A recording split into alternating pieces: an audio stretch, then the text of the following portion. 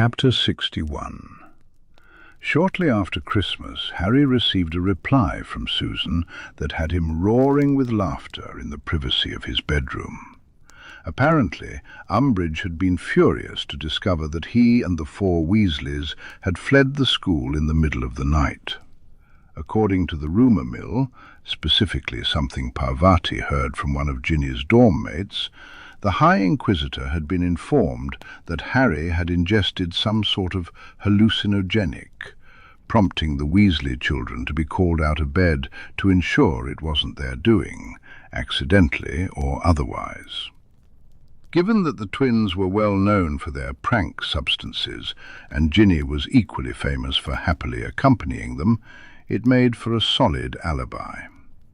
The fact that it coincided with Mr. Weasley's attack was just an amusing twist of fate, everyone insisted. Those who suspected otherwise knew better than to ask for details. But what really had Harry laughing was Umbridge's latest educational decree, implemented on the last day of term. It was now against the rules for any student tutoring to occur without the High Inquisitor's approval. Clearly, she was trying to catch anyone learning defensive magic unsupervised, now that Harry was out of the castle.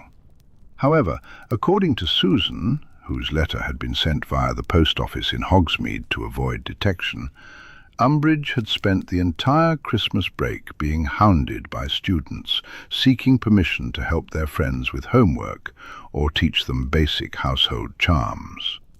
They claimed they weren't sure what the definition of student tutoring entailed and didn't want to get in trouble. It seemed that Umbridge was beginning to regret implementing such measures, and Harry couldn't wait to see how the situation escalated once everyone returned to school.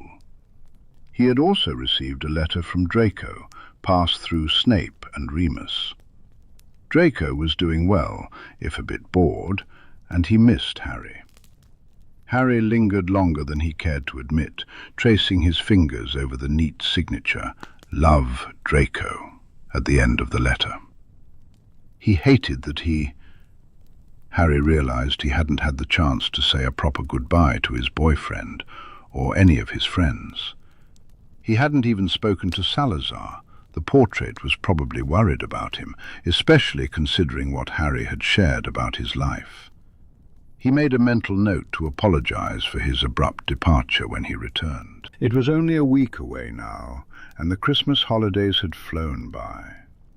As he read through the ancient runes worksheet Remus had given him, he found it strange that he felt both eager to get back to school and absolutely dreading the thought of facing Umbridge again.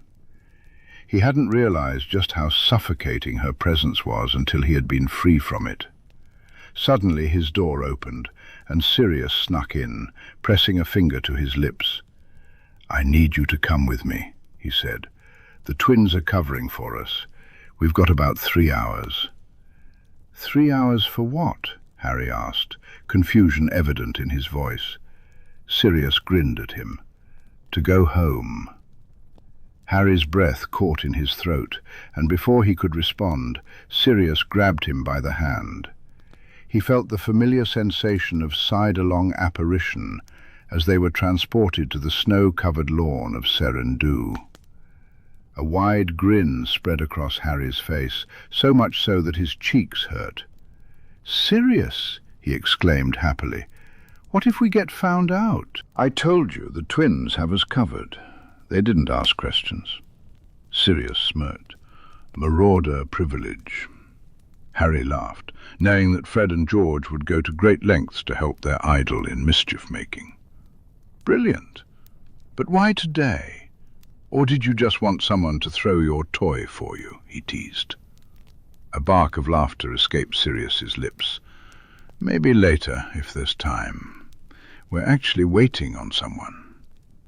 Harry paused, sensing the nervousness in Sirius's voice. It wouldn't be so pronounced if it were just Remus or Snape. Perhaps Narcissa? Just then, a crack of apparition sounded, and Harry turned to look. It wasn't Narcissa Malfoy, though the resemblance was certainly there. This woman was equally tall, and she was graceful, with long, wavy, dark hair, high cheekbones, and striking grey eyes. The bright, open smile on her face reminded Harry much more of Sirius than Narcissa. Beside her stood Tonks, but not quite as he remembered. This version had spiky, bright white hair. Tonks caught sight of Harry and cursed, her eyes going wide as she immediately began to shift into a more feminine form. "Didn't realize Harry would be here." "It's fine," Harry insisted. "Sirius explained about your boy days. You don't have to change back just because I'm here." The explanation had been a bit confusing, but Remus had been helpful, as always, explaining that not everyone felt their insides matched their outsides. For some people, their feelings about their gender could change from day to day, or didn't fit into what society typically considered male or female. He had also given Harry a well-worn book of Muggle origin, detailing the spectrum of gender and the many ways people experience it. If Tonks felt more like a boy some days than a girl, Harry certainly wasn't going to make a fuss about it. Hesitantly, Tonks transformed back into the form he'd arrived in, and Harry grinned at him, giving a thumbs up. "You look like Sirius," he said. Tonks laughed. "Don't know if I'm flattered or insulted." Then he glanced up at the house ahead and let out a low whistle. "Blimey. Bit flash, eh?" "Wait until you see the inside," Sirius replied, stepping forward and beckoning Harry to join him. "Pup, I'd like to introduce you to someone. This is my cousin, Andromeda Tonks. Andy, this is Harry Potter, Heir Black." Andromeda Tonks smiled widely, her eyes glowing with warmth. "It's very good to meet you, Heir Black. Please, call me Andy." "It's nice to meet you, Andy," Harry replied. "Andy," he stuttered, surprised at how freely adults shared their first names. "You can call me Harry." He glanced back at Sirius. "What's this about, Padfoot?" "I thought it was time to start repairing family ties," Sirius declared, "and we needed a place to speak freely. Come on in, everyone. Kerry's got tea ready." "Oh, Kerry's still here? Wonderful!" Andy exclaimed. She and Sirius led the way, chatting like long-lost family, which, Harry supposed, they actually were. He fell into step beside Tonks, kicking at the snow as they walked. "This place is the best," he said happily. "It's got everything." "How well do you know it?" Tonks asked, a frown crossing their face. "You've hardly had time to come here, I mean." Harry glanced at Tonks, his stomach twisting. If Sirius had brought them both here, it meant he intended to share their secrets. He did trust Tonks. They had exchanged letters throughout the term, and Tonks seemed trustworthy. Bill and Charlie liked him too. "I spent most of the summer after my 3rd year here," he confessed, "and the first half of last summer, before the Dementor attack." Tonks gaped at him. "Really? Right under Dumbledore's nose?" As they stepped into the entrance hall, Harry grinned.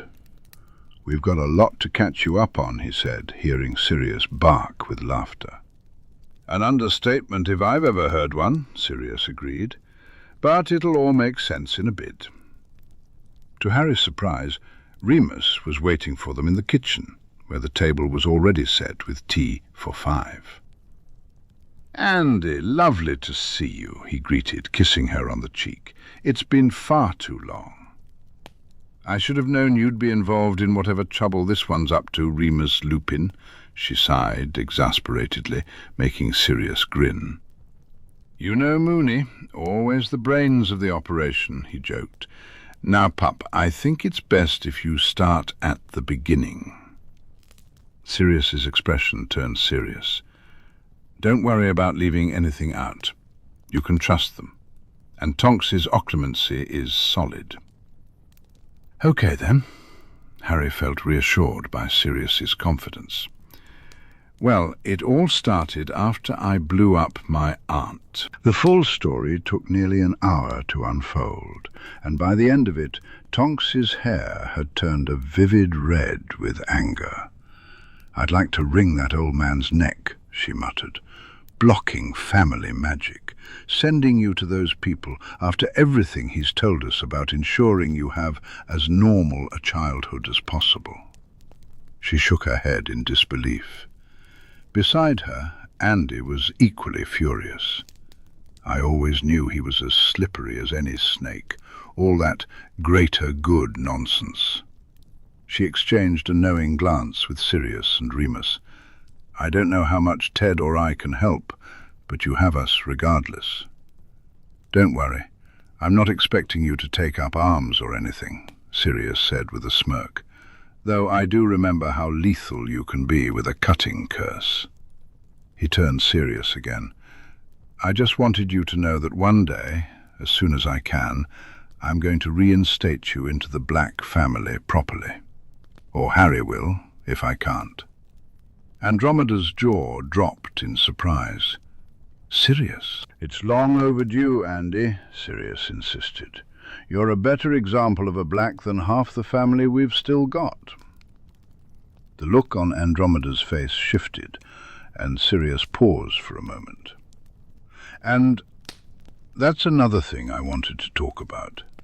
Narcissa's on our side."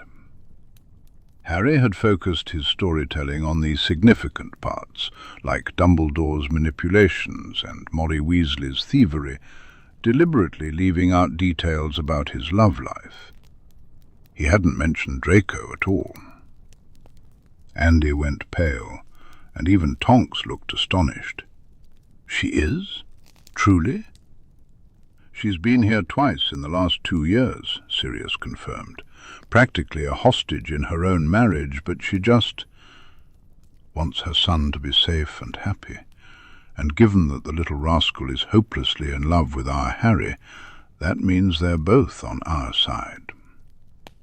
Harry felt his face flush bright red as both Tonks and Andromeda turned their gazes toward him. "Draco's my boyfriend," he confirmed, grinning despite his embarrassment. "And his mum's nice. Lucius is still a jerk, though." "Watch your language, Harry," Remus scolded gently. Tonks snickered.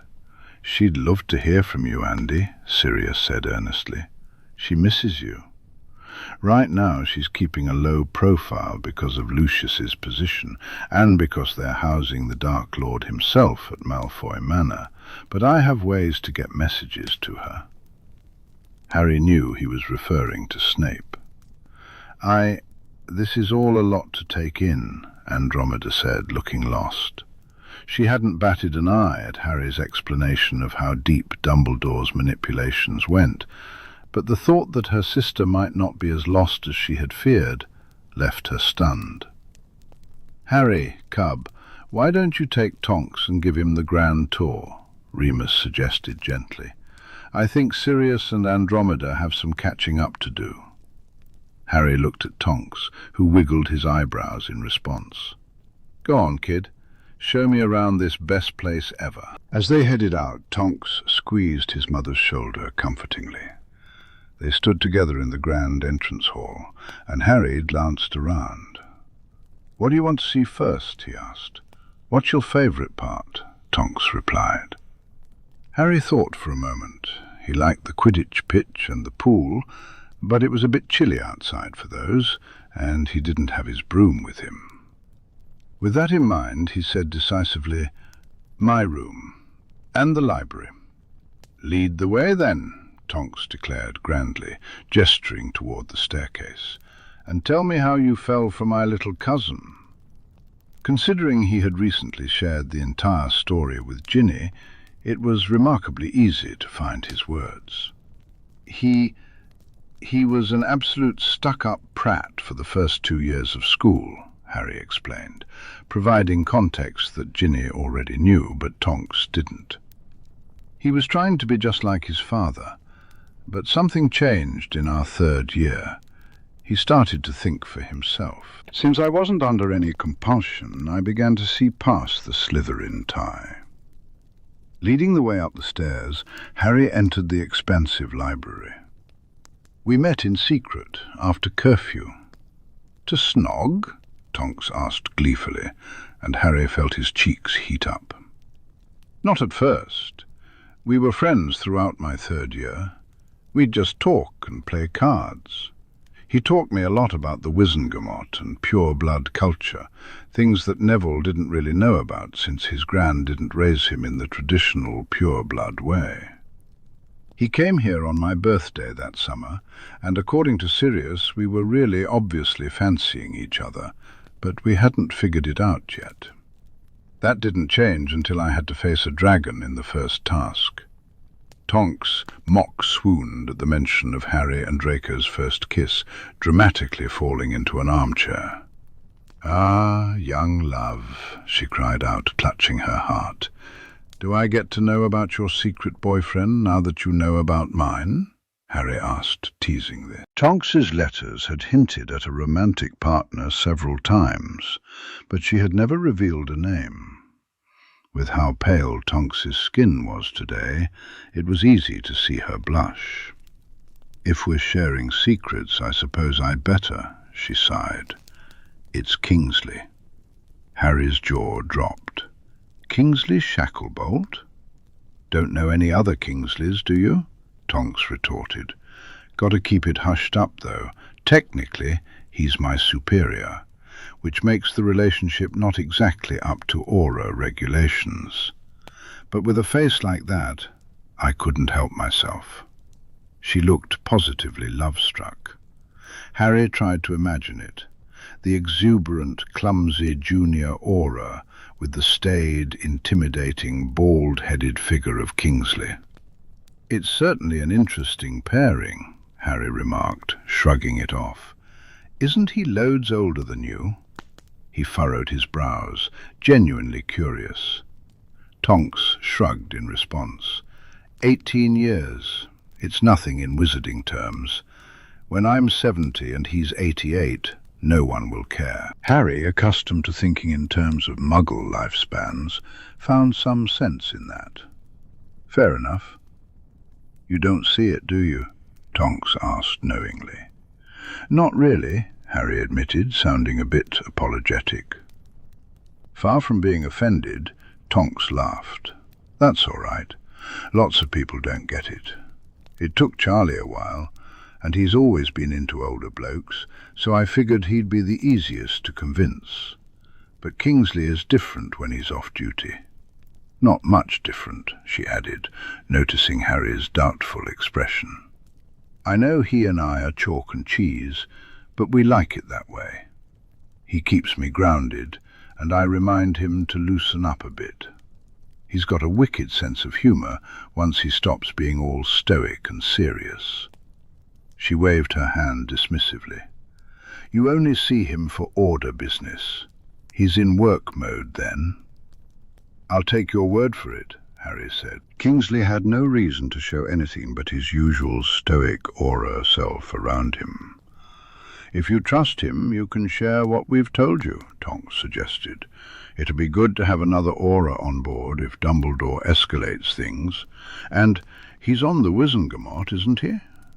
"Yep," Tonks replied, popping the P in the word. "All that politics stuff goes over my head, but he loves it. He'll get a kick out of Amelia's little niece planning to take over the whole thing. He's been saying for years that they need a shake-up. It always ends up being Lucius Malfoy versus Albus Dumbledore." "I'd like to talk to him about it all sometimes, if he's willing," Harry said thoughtfully. He had heard plenty from his friends, but he was eager for more insights. None of the adults in Harry's life had actual experience sitting in a Wizengamot seat, and he found himself wondering what he was truly preparing for. "I'll let him know," Tonks assured him. Then, with a clumsy leap to his feet, his hair changed to a vibrant purple. "Let's see this brilliant bedroom of yours, then. Make me feel less bad about that dump at your muggle place." Harry grimaced at the reminder. It's this way. He realized he had missed his room more than he'd expected, even though his room at Grimmauld was nice. Maybe he could move some of his posters over now that Sirius had taken down that awful wallpaper. With the twins in charge of distractions, no one noticed that Sirius and Harry had been gone for hours. When they returned, they found the entire stairway transformed into one giant slide. Sirius laughed, his eyes sparkling. "I love it," he declared, and without a moment's hesitation, he sat down, whooping as he flew down the spiral slide. The twins received a scolding from their mother, but since no one had been hurt, it was deemed a minor incident, and life at Grimmauld continued on. "You do what you need to do?" George asked quietly at the dinner table, glancing between Harry and Sirius. Harry nodded. "Yeah, thanks."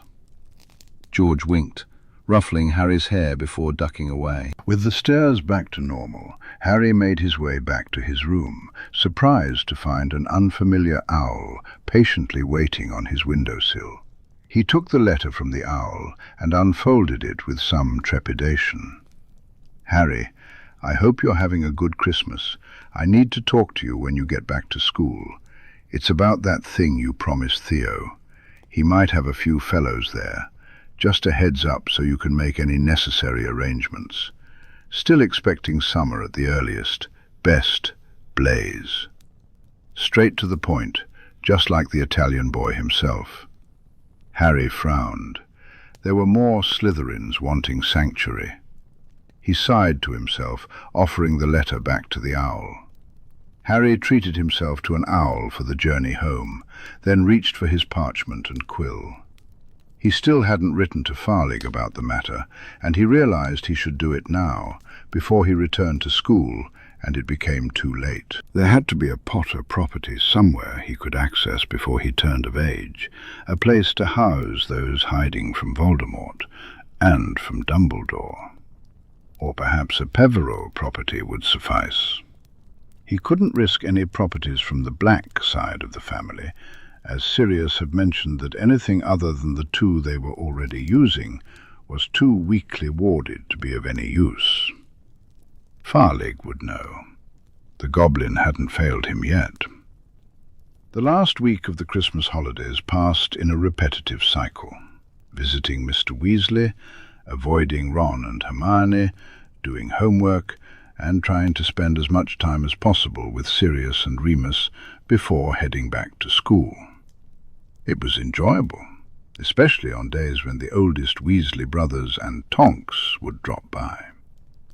One afternoon, Kingsley stayed for a while after an order meeting and winked at Harry when he caught the boys staring. Harry figured Tonks had filled him in on everything. He watched the two of them closely, looking for any signs of their relationship now that he was aware. But they were both skilled at keeping things subtle. Aside from Tonks teasing Kingsley, something she also did to just about everyone else in the house, there was no real indication that they were anything more than colleagues or friends. At last, it was the day before they were all due to return to Hogwarts. Harry's trunk was packed, his Christmas homework was completed, and a pile of notes for the HA, which Remus had helped him with, was hidden away beneath his school robes. Sirius was doing a good job of masking his sadness, but Harry could tell his godfather wasn't looking forward to seeing him go. "You'll be all right," Harry reassured him, squeezing him around the waist. "You know Bill and Charlie will come to visit a lot, and Tonks too." For some reason, Sirius blushed at that. Harry raised an eyebrow, intrigued. Harry shook his head, dismissing whatever strange thoughts had crossed his mind. Just then, Mrs. Weasley peeked into the living room, where he was playing gobstones with Fred.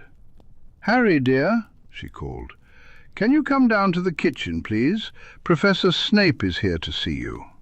The gobstone slipped from Harry's hand and went flying across the room. "Sorry? Snape? What does he want?" "Professor Snape, dear, in the kitchen." "What did you do?" Fred whispered, a mix of terror and awe in his voice. Harry shot him a helpless look and shrugged. Nothing, I don't think. There was only one way to find out.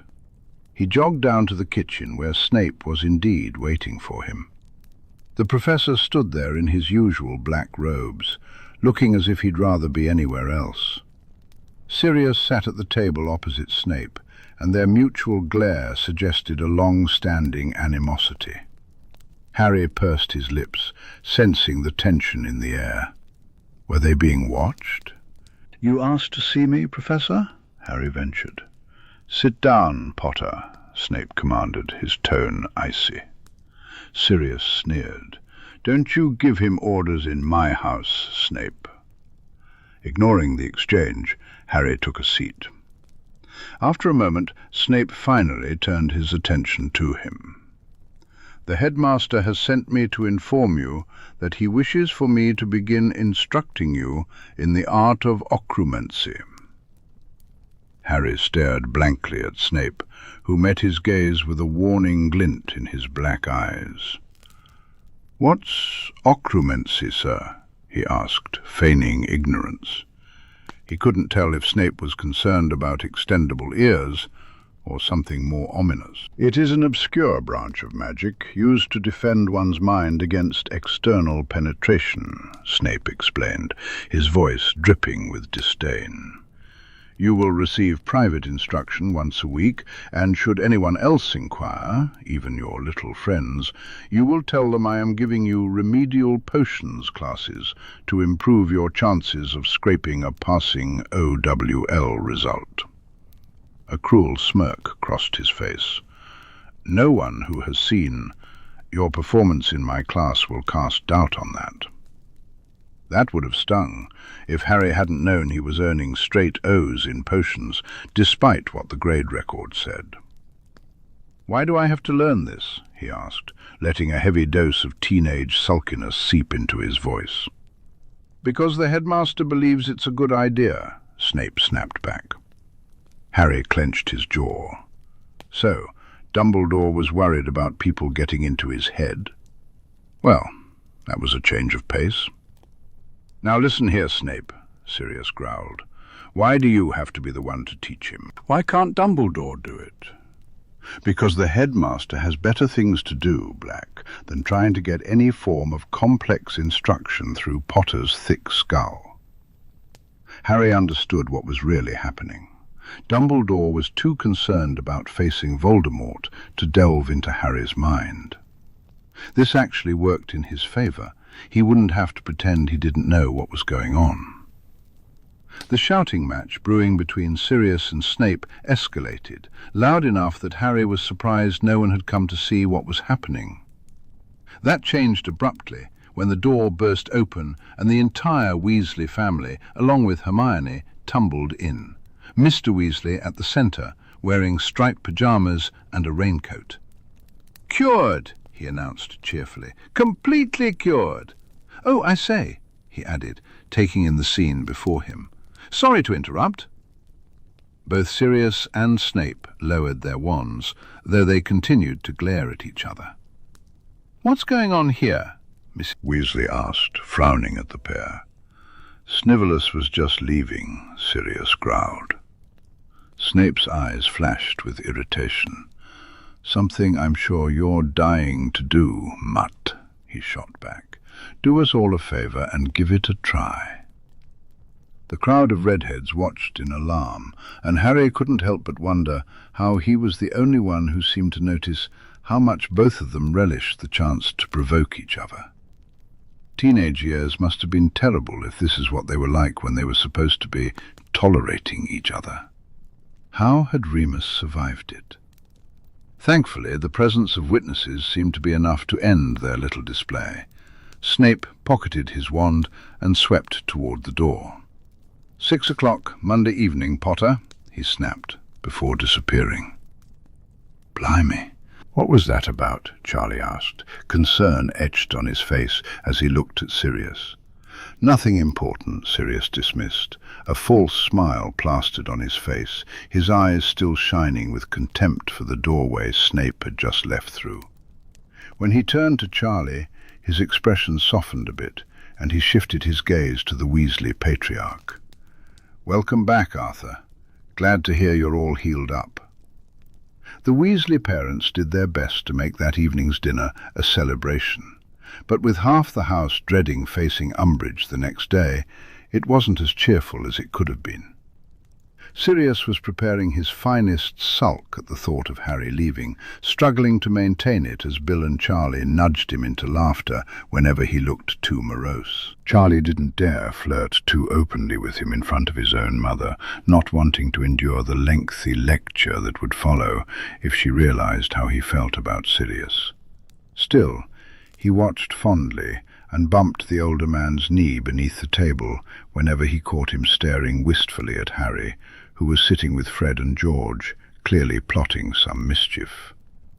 "It'll be quieter without him," he whispered into Sirius's ear while their mum was busy at the stove. "But you won't be lonely." He loved seeing the tips of Sirius's ears flush red. Further up the table, Bill appeared to be engaged in a serious conversation with their father. Charlie strained to listen, curious about what they were discussing. All he caught was the word. Charlie and Bill had discussed their father's injury and how it provided the perfect opportunity to bring up their seats on the Wizengamot. They were eager to make the move soon. Both brothers believed that Harry was being overly optimistic, thinking he could keep both Dumbledore and Fudge unaware of his plans until he came of age. The more trustworthy seats they held before things went south, the better off they would be. However, from the look on Bill's face, it seemed the conversation wasn't going well. Their father didn't see the seats as a burden, especially since he left all his voting to Dumbledore. "It's our birthright, Dad," Charlie heard Bill say. "I know we're young, but we're ready for it. You've got enough on your plate." Charlie caught Bill's eye, silently asking if he needed backup. Bill subtly shook his head, and then flashed a smirk that Charlie interpreted as a signal to stay put and keep flirting. Well, if Bill insisted. Leaving his brother to handle their father, Charlie reached nonchalantly past Sirius for the water jug. He could have summoned it, but that wouldn't allow him to lean in close to Sirius's shoulder, catching a faint whiff of the man's spicy aftershave. "Excuse me," he murmured, feeling a little smug. Sirius shot him an unimpressed look. "Like you don't know what you're doing," he muttered, prompting a quiet laugh from Charlie. "Guilty," Charlie confessed, grinning. "Go ahead and tell me to stop." Sirius fell silent, and a sense of triumph bubbled in Charlie's stomach. The older man didn't think Charlie was serious about his flirtation. He could tell that from day one. But he had been drawn to the dog Animagus since the first time they met. Once he got over the ingrained fear of encountering the real Sirius Black, the man he had been told was a crazed mass murderer. Sirius was undeniably attractive, and it had been fun to engage in a bit of flirtation, especially since all of Charlie's usual targets were back in Romania, and he hadn't warmed up to anyone new yet. Charlie had spent enough time with the Welsh crew to know who would be welcome. He hadn't expected to develop feelings, but he had, and both Bill and Tonks had noticed. Their teasing was relentless, and Charlie was trying his best to manage the situation. Sirius, on the other hand, seemed determined to push him away. It wasn't that he wasn't interested. Charlie could read the longing in his eyes, and Sirius was terrible at hiding it. The real issue was that Sirius's self-worth was so low, he didn't believe he deserved Charlie's attention. "I like those jeans, by the way," Charlie said quietly, stealing a glance at Sirius's lap while the rest of the family was in the room. "Are they new?" "Yeah," Sirius replied, his ears flushed. "Did a bit of owl ordering and had Remus pick up a few things for me." "Good to hear." Charlie glanced around to make sure no one was watching, and leaned in a little closer. "Any miniskirts in the mix? You did say you look fabulous in them. I'd like to see that." Sirius choked on his mashed potatoes. Charlie gave him a light pat on the back, smirking when the last touch turned into more of a caress. "Steady on." "You're a cruel man, Charlie Weasley," he coughed, and Charlie flashed his most charming grin, dimples fully on display. Now that's just not true at all. He was determined to change Sirius's mind. He wanted him to see that they could be great together if given the chance. The last time he'd felt this strongly about something, it had been his desire to work with dragons. And look how that had turned out. Chapter 62. Whoever had the bright idea of taking the night bus back to school, Harry wanted to hex them. He couldn't understand why they couldn't just get the train like all the other students. Just because they had left under unusual circumstances didn't mean they had to return in the same way. Fortunately, none of them lost their breakfast, something Harry couldn't say for some of the other passengers on the bus. With Tonks and Remus chaperoning, they all made it back to school in one piece. As they reached the school gates, Harry hugged Remus tightly. "Stay out of trouble," Remus said. Harry laughed. "Funny joke, Moony," he teased, earning an eye roll from the werewolf. "Stay out of excessive trouble." That still felt like a tall order for Harry, but he didn't argue. Tonks wrapped him in a hug and ruffled his hair. "See you, kid," she said cheerfully. "Have a good term. Give old Umbridge hell for me." "I'll do my best," Harry replied. "See you in summer." Unless something drastic happened, he wouldn't be leaving the castle for Easter break. He had far too much studying to do for that. The five of them trudged toward the castle, a sense of dread washing over them as the imposing building came into view. "Let's see what the damage is then, boys and girls," Fred sighed, pushing open the doors. Luckily, they managed to avoid most people until they reached Gryffindor Tower. There, the only ones curious about their absence were those who were just happy to see them back. Fred dipped Angelina into a showy, over-dramatic kiss in the middle of the common room, while George mimed retching behind them. "All right, Harry.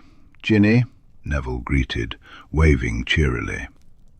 Harry glanced at Ginny, wondering if she had written that letter to Neville or if she was planning to do it in person. From the wooden smile on her face, Harry was betting on the latter. "Hey, Nev, how was the rest of your summer? Did you have a good holiday?" "Yeah, it was great. Hey, look, Gran got me a new wand." The blonde boy held it up with excitement. "She said with everything happening at school, I might end up in a fight, and she didn't want me to damage Dad's wand." It wasn't exactly what Harry had told her, but the outcome was the same. Finally, Neville had a wand that suited his magic. As much as Harry wanted to grab his cloak and map to track down Draco, he realized he missed his friends and didn't want to act suspicious. So, he happily listened as Neville shared stories about his greenhouse back home. Then, when she arrived, Parvati talked about her Christmas in India with her family. She described the places there with such confidence, imagining a day when she could show them to Harry, and his heart ached with longing. The educational decree that Susan had written to him about seemed to be the only new rule that had appeared over the holidays. Harry wondered how long it would take for the next one. Surely Umbridge was running out of things to ban. The day felt surprisingly relaxed, right up until dinner. When Harry walked into the great hall, he immediately spotted Umbridge glaring at him with that overly sweet smile. He didn't react and headed straight for the Gryffindor table. Her ban on mixing houses at mealtimes was still in effect, but by now it only meant that students ate as quickly as possible and then moved on to socialize elsewhere. Across the hall, Harry caught Blaise Zabini's intense gaze. He nodded discreetly. The message was clear. Sure enough, the Slytherin joined Harry as he walked away from the great hall, and the two of them quietly ducked into an alcove, casting a ward around them. "What's the problem?" Harry asked, concern evident in his voice. A lot of the neutral Slytherin families were approached over the Christmas break. Some Ravenclaws, too, Blaise explained, his voice low. They aren't likely to be allowed to remain neutral for long. Harry's stomach sank. How many? At least 8 that I know of. Plus Theo. He's not neutral, but he needs an out. Blaise's expression turned serious. I've got a few more in his situation as well, though not many are brave enough to come to me. Their parents have them pretty well locked down. Harry felt a pang in his heart at the thought of so many teenagers potentially ending up with that foul brand on their arms, all because they didn't have the power to say no. How many already had? Right, but no one needs it more urgently than summer. I don't think so, Blaise assured him. Good. I'm working on something right now. It should be ready in time. He hadn't heard back from Farlig yet, but he had instructed the goblin to send future correspondence through Bill, which meant it would take a little longer to get a response. Just tell them to hold off for as long as they can. The Slytherin smirked ruefully. That's been the plan thus far. He reached out and clasped Harry's arm. We appreciate this, Harry, truly. No one wants to be in Dumbledore's debt for their own safety. They won't be in mine either, Harry insisted. Sanctuary is offered freely. As long as they don't intentionally bring Voldemort to the doors, they're welcome. Blaise shook his head as if he couldn't quite believe it. The wizarding world isn't ready for you, Potter. Harry laughed, grinning. Me? Forget that. They're not ready for Susan. Blaise nodded emphatically. Too true. By the way, Draco wanted to talk to you when you got back. He said to meet in your usual 4th floor spot once you're done talking to me. The Italian boy smirked. You two have a usual spot? Harry hoped desperately he wasn't blushing. Not like we can chat in class, can we? He retorted. And Draco can't even come to HA. Those defense sessions were becoming the only time people could actually relax and let their guard down a little, safe in the magic of the contract. Fair. I'll leave you to it then. Harry dropped his ward, and Blaise left first. Harry slipped on his invisibility cloak before stepping out into the corridor, heading straight for the 4th floor classroom where they had once broken a chair. A familiar head of blonde hair was waiting for him. Harry beamed, dropping his cloak and hurrying over. Hey, Blaise said you'd be here. Good. Draco tugged him down imperiously until they were both sitting on the floor. You've got some nerve, you know, telling me you love me and then leaving school in the middle of the night. But he was smiling, and Harry grinned back, leaning in. I still love you, he promised, watching Draco's cheeks flush with delight. You'd better. Harry took his hand, threading their fingers together. How was Christmas in the castle? Much the same as it always is. Mother sends her best, by the way. Have you seen her? Harry asked, his eyes wide with surprise. But Draco shook his head. No, but she managed to write without Father hovering over her shoulder. That's a rare thing these days. His smile faded, and Harry squeezed his hand sympathetically. I spent most of Christmas Day in Uncle Sev's rooms. It was nice, though a bit strange not doing Yule rituals with Mother.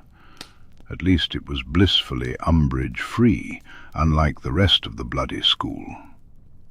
They both scowled, and then Draco kissed Harry's temple. "Oh, that reminds me.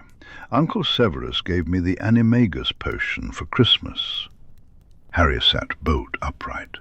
"He never said?" He turned eager green eyes on his boyfriend. "Did you find your form? What is it?" "I'm a snowy owl," Draco replied proudly. Harry beamed at him. "Brilliant! A powerful hunter, prideful to the point of being a little vain, and an animal I happen to have an enormous soft spot for. Perfect for you. You and Hedwig can fly together. We can, and I can pick your little fox self up in my claws and drop you at the top of a tree, because apparently you made your transformation and didn't tell me," Draco said, giving Harry a hard stare. Harry gulped. "I wanted Sirius and Remus to be the first to know, and, then I forgot," he admitted sheepishly. Draco huffed. "Forgot? Honestly, Potter," he sighed, feigning annoyance.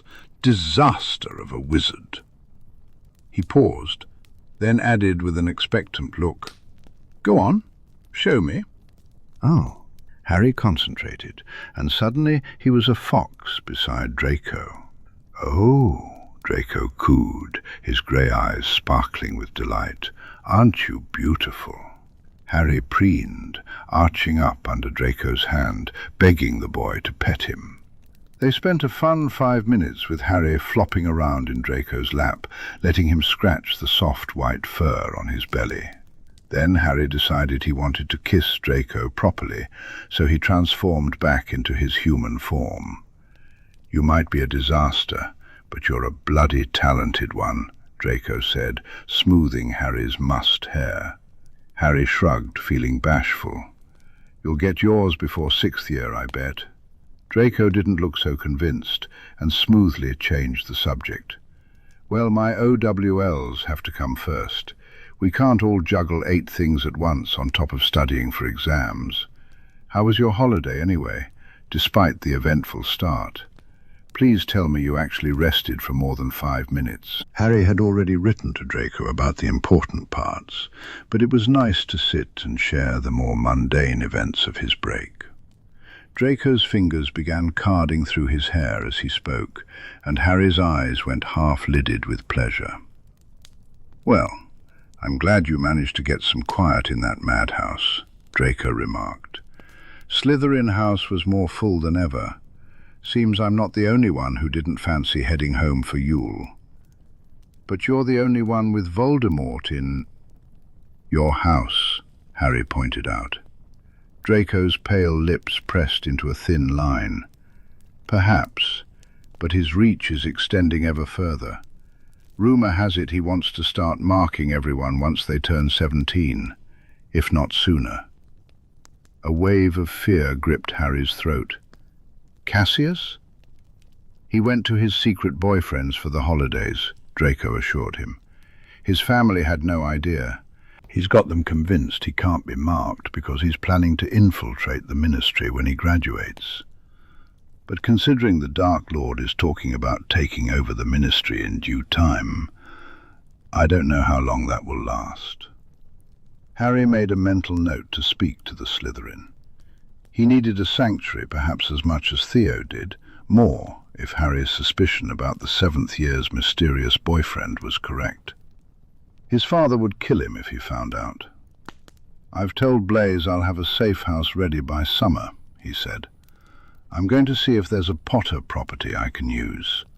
The goblins can't legally give me the deed until I'm of age, but if I can find it, I can take on the Blood Wards without technically owning the place." "So your idea of sanctuary is squatting in your own ancestral home?" Draco drawled. Harry snorted. "Well, when you put it that way. Any better ideas?" Sadly, Draco was all out. "If need be, I'll have Sirius kick the Order out of his house, and we can use that instead," Harry said with a shrug. "You're so sure you'll be on the outs with Dumbledore by the end of the year?" The only reason he hasn't figured me out is that he thinks I've got Voldemort in my head, Harry retorted. Once he gets over that fear, it's all over.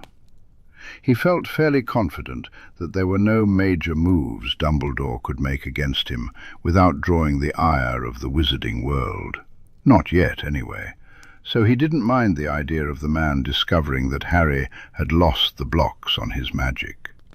He had a bigger secret now, Voldemort's, about that. The thought of memories being hidden away made him uneasy. "Especially if you're planning to delve into my mind," Harry replied, a hint of sarcasm in his voice. Snape raised an eyebrow, his expression unreadable. "I assure you, Harry, my intentions are strictly professional." "Of course," Harry said, crossing his arms. "Just like your lessons on how to brew potions. All business."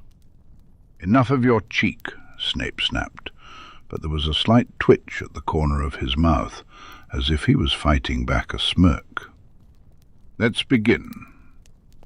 Harry took a deep breath and stepped further into the room. The familiar scent of potions and old parchment filled the air. He couldn't shake off the feeling of dread that accompanied his training. "Sit," Snape instructed, gesturing to the chair opposite his desk.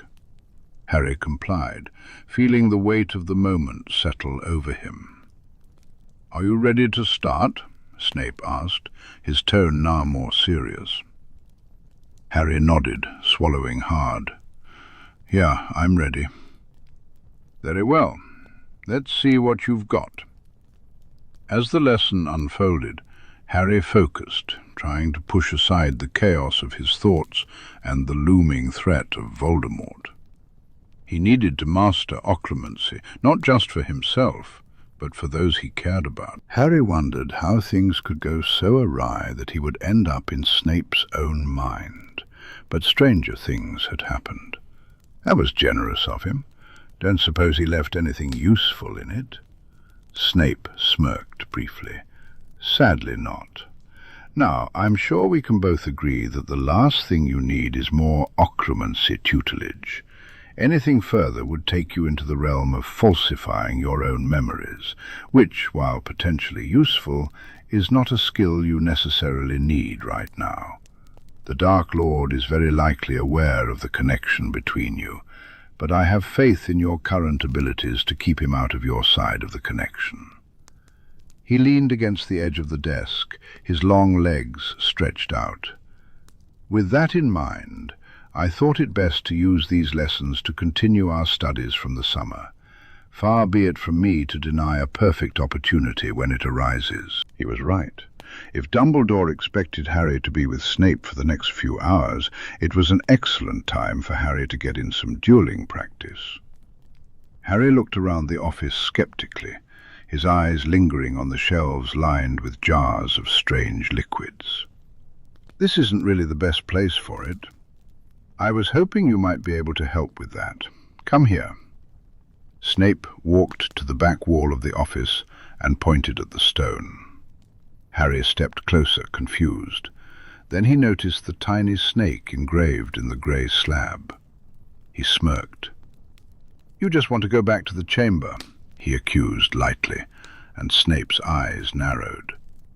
"If you would prefer I have you sit here and read about the spells I wish to teach you, you are very welcome to," he drawled. Harry snorted. "No, thank you." He paused, concern brewing. "Will Dumbledore not expect you to give him some kind of report on my progress?" "And I shall. If he requests visual proof, I am an expert at falsifying my own memories," Snape replied matter-of-factly.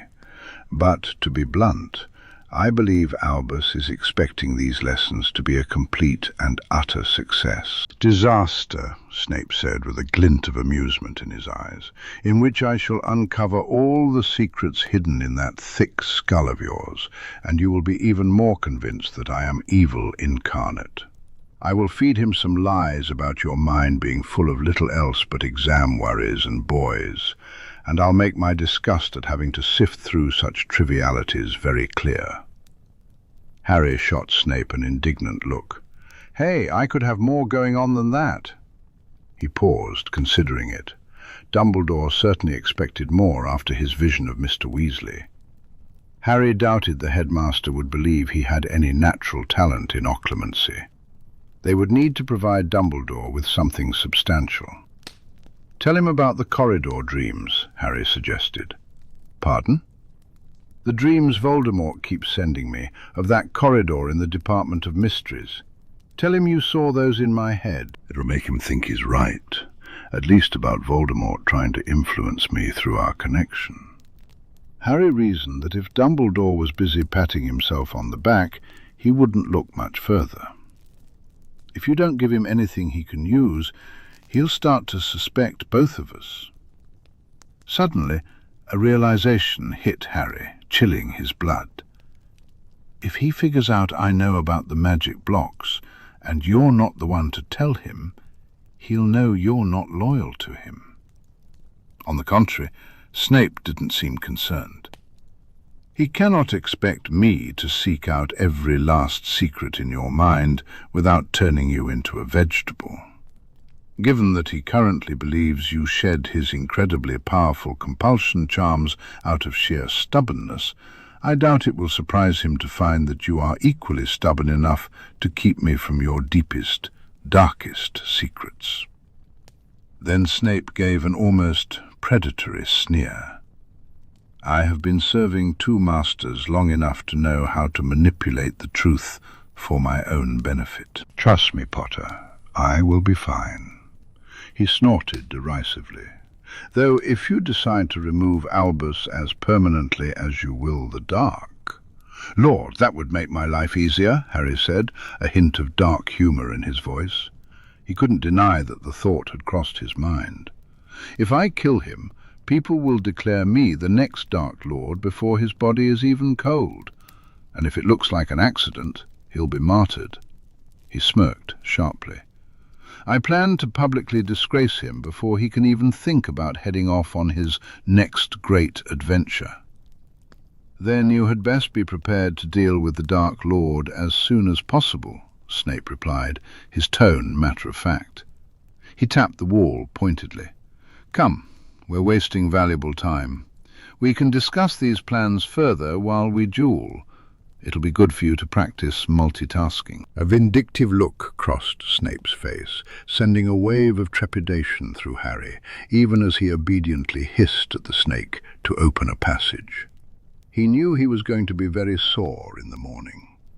An hour past curfew, Harry dragged himself back up to Gryffindor Tower. His dueling injuries had healed, but his muscles still ached from the exertion. Working with the HA was nowhere near as grueling as working with Snape, and after a lazy Christmas, Harry was woefully out of shape. Still, it had been a productive session. Between dodging curses and firing back his own, he had managed to talk more freely to Snape than he had since the summer, discussing Dumbledore's plans, Voldemort's intentions, and just how much they knew about Harry. From what he gathered, both were quietly trying to gather their armies in preparation for what was to come. To them, Harry was practically an afterthought, just a pawn to be moved into place when the time was right. As long as they both believed that, Harry could do some army gathering of his own. He put on an appropriately downtrodden expression as he made his way to his dormitory, cementing the idea for any onlookers that he had just endured a private potions lesson with Snape and hated every second of it. He had another lesson on Wednesday, as if there weren't enough things filling his evenings these days. But they were all... Harry knew it was necessary, and he wouldn't pass up the chance to learn from Snape right under the headmaster's nose. With that thought in mind, he prepared for bed, already considering when the next HA meeting could be squeezed in. Just as he was about to pull back his duvet, a wave of pain surged through his scar, followed by an overwhelming sense of pure happiness. Triumph filled his chest, and a maniacal laugh echoed in his ears. Something truly incredible had happened. "Harry!" The call cut through the haze of pain and joy, accompanied by a sharp jolt of magic, like an electric shock coursing through him. The laughter abruptly ceased, and he realized it had been coming from his own throat. Pushing past the fire in his scar, he opened his eyes to find Neville watching him with concern. Fortunately, none of the other boys in the dormitory were present. Neville's eyes were fixed on him, and as Harry took a sharp breath, a cold fear coursed through his veins. "He's happy," he rasped, watching horror spread across Neville's features. "He's so happy." "What happened?" Neville pressed, but Harry shook his head. "No idea." The prickling in his scar persisted, and he ran a hand through his hair, grimacing. Something had occurred, and it was clear that Voldemort was very pleased about it.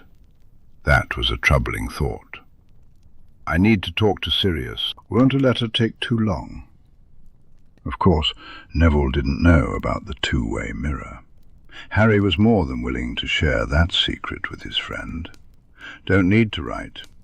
He scrambled to his bedside drawer, pulling out the hand mirror. When he sat on his bed, Neville immediately joined him.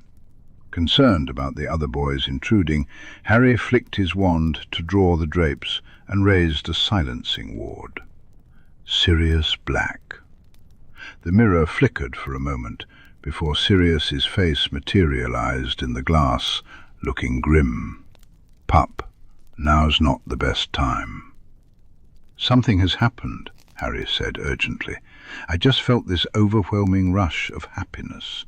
Voldemort must be pleased about something. You need to be careful." He halted abruptly as he noticed Sirius's frown deepening. "It's too late for that, pup," the Animagus replied. Harry's heart raced at the seriousness of Sirius's tone. "Tonks just sent a message. The Aura department is a madhouse right now. There was a mass breakout at Azkaban." Harry glanced at Neville, just in time to see the colour drain from his friend's face. "Yeah," Harry said weakly, hating that the joy still lingered in the back of his mind. "That'll do it. Gathering armies indeed." The next morning, the news blared across the front page of the Daily Prophet. 10 pictures, 10 Death Eaters on the loose again. The sight of all 3 Lestranges staring back at him made Harry's jaw clench, and he glanced sideways at Neville. His friend had been ashen-faced since hearing the news, and Harry had noticed the silencing charm around his bed that night. From the dark circles under his eyes, Harry suspected that Neville had endured more nightmares than he had. On Neville's other side sat Ginny, her hand tightly clasping his. "I'm so sorry," she whispered, her voice cracking. "Neville, I'm so sorry." Neville gave a small shrug, mechanically chewing his toast. Harry leaned his shoulder against his friend's in quiet sympathy. What else could he do? There was nothing he could say to improve the situation. Neville wasn't the only one struggling with the news. At the Hufflepuff table, Susan was squeezed tightly between Ernie and Hannah, who were shielding her from view. They had been doing so ever since she burst into tears at the sight of the men who had tortured and killed every member of her family, except for her Aunt Amelia. The Hufflepuffs around them sat in silence, exchanging worried glances. As Harry read the full article, anger surged in his gut. Fudge was blaming the breakout on Sirius. Fortunately, he wasn't the only one who found that utterly ridiculous. If Black was going to break everyone out, surely he'd have done it when he got loose, a voice from the Ravenclaw table behind him remarked. "You know who has the Dementors, I'm telling you," another student from further up the Gryffindor table declared. "It's been obvious ever since one of them got Potter's cousin. Fudge just can't admit he messed up that badly." Harry bristled at how casually Dudley's death was being tossed around the hall, but if it helped people see the truth about the Ministry's incompetence, He couldn't argue against it. It was a point Fudge couldn't deny, especially with how quickly the news had spread around the school, and back to the parents, he was sure.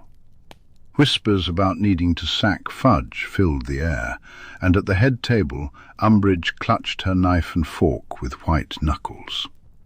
Harry was surprised she didn't try to take house points for the blatant defamation of her beloved minister. Perhaps she realized she didn't have a strong argument against the truth this time. Wishing he could do something to calm the tremors running through Neville's body, Harry turned his gaze across the hall, his stomach clenching at the sight of so many fearful, horrified faces. Even the Slytherin table wasn't immune to the tension. While some wore poorly concealed expressions of triumph, just as many looked like they might be ill. Several of the students he knew had Death Eater parents were among them. Did they know what awaited them when they left school? Did they expect the escaped prisoners to be waiting, ready to welcome them into the fold? His gaze landed on Draco, who was making a valiant effort to appear unaffected. Harry noticed the calm facade of his surroundings, but he could see the faint tremor in his hand and the terror in his eyes. He understood that they were likely back at his home now. Bellatrix Lestrange would undoubtedly be thrilled to see her little sister again. Harry forced himself to look away before he acted on impulse. His gaze drifted over to the other Slytherins. Blay and Daphne had their heads down, huddled together with some fourth years. Pansy was half-heartedly picking at a bowl of fruit, while beside her, Tracy Davis was laughing at something, trying to catch Theodore Knott's attention. Oddly enough, Knott was staring over at the Hufflepuff table, specifically at Susan.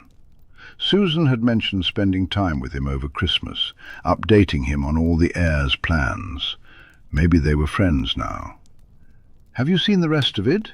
Ginny suddenly asked, causing Harry's heart to sink. There was more? Ginny flipped through the pages of the paper, revealing a smaller article that was nearly hidden among the extensive coverage of the escapees and their crimes. It was titled, "Tragic Demise of Ministry of Magic Worker." Apparently, a man named Bode had been sent a devil's snare disguised as a pot plant to his bed in St. Mungo's, and it had killed him. "I've heard Dad talk about him before," Ginny murmured quietly. "He works in the Department of Mysteries." Harry tensed, and he felt Neville do the same beside him. A blatant assassination. No one accidentally sent devil's snare to an unspeakable who was already in the hospital under suspicious circumstances. That couldn't be good. A bell rang, making half the hall jump. In light of the news, most students seemed to have forgotten they had classes to attend. The last thing Harry wanted to do right then was sit through 45 minutes of Binns droning on. But life went on. There was nothing they could do about the breakout happening within the school. "Come on, Nev," he murmured, gently urging Neville to follow him. He helped the boy to his feet and quickly grabbed a banana from the table, slipping it into his pocket. Neville hadn't eaten anything yet, but Harry knew he would get too hungry to ignore it eventually. Ginny seemed to be contemplating skipping her own classes to stay with Neville, but after a pointed look from Harry, she gave the blonde boy's hand one last squeeze and hurried off to catch up with Colin. It was somewhat unusual for Harry to hear the school buzzing with whispers that weren't about him. Under different circumstances, he might have found it enjoyable, but in this situation there was nothing to enjoy. Voldemort had 10 of his most loyal supporters back in his ranks.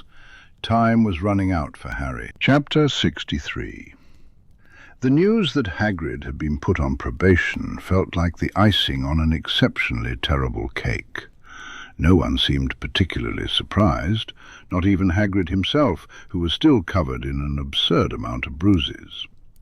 Harry didn't want to know how he got them. Hagrid didn't seem all that worried about the probation, at least. However, he was clearly preoccupied with something else. During classes, His mind wandered, and his gaze often drifted toward the forbidden forest. To make things a bit more mundane, Hagrid brought simpler creatures for study, likely at Hermione's suggestion. Harry noticed her practically coaching Hagrid through his lessons. Unfortunately, every single one of Hagrid's classes was now attended by Umbridge, and Harry suspected that Hagrid had come to the same conclusion he had. Not even perfect lessons would be enough to shield him from Umbridge's blood-purist wrath. Trelawney, too, had to contend with the High Inquisitor's presence in every one of her classes. "You'd think she'd focus on teaching her own classes," Parvati hissed venomously once they were out of earshot of the divination classroom, her expression thunderous. "Maybe that's why all she does is have us read the textbook." To add insult to injury, Umbridge introduced another educational decree, this one banning teachers from discussing anything outside their subject matter with students. Harry suspected the goal was to prevent teachers from talking about the Azkaban Breakout or anything related to the turmoil outside the castle walls.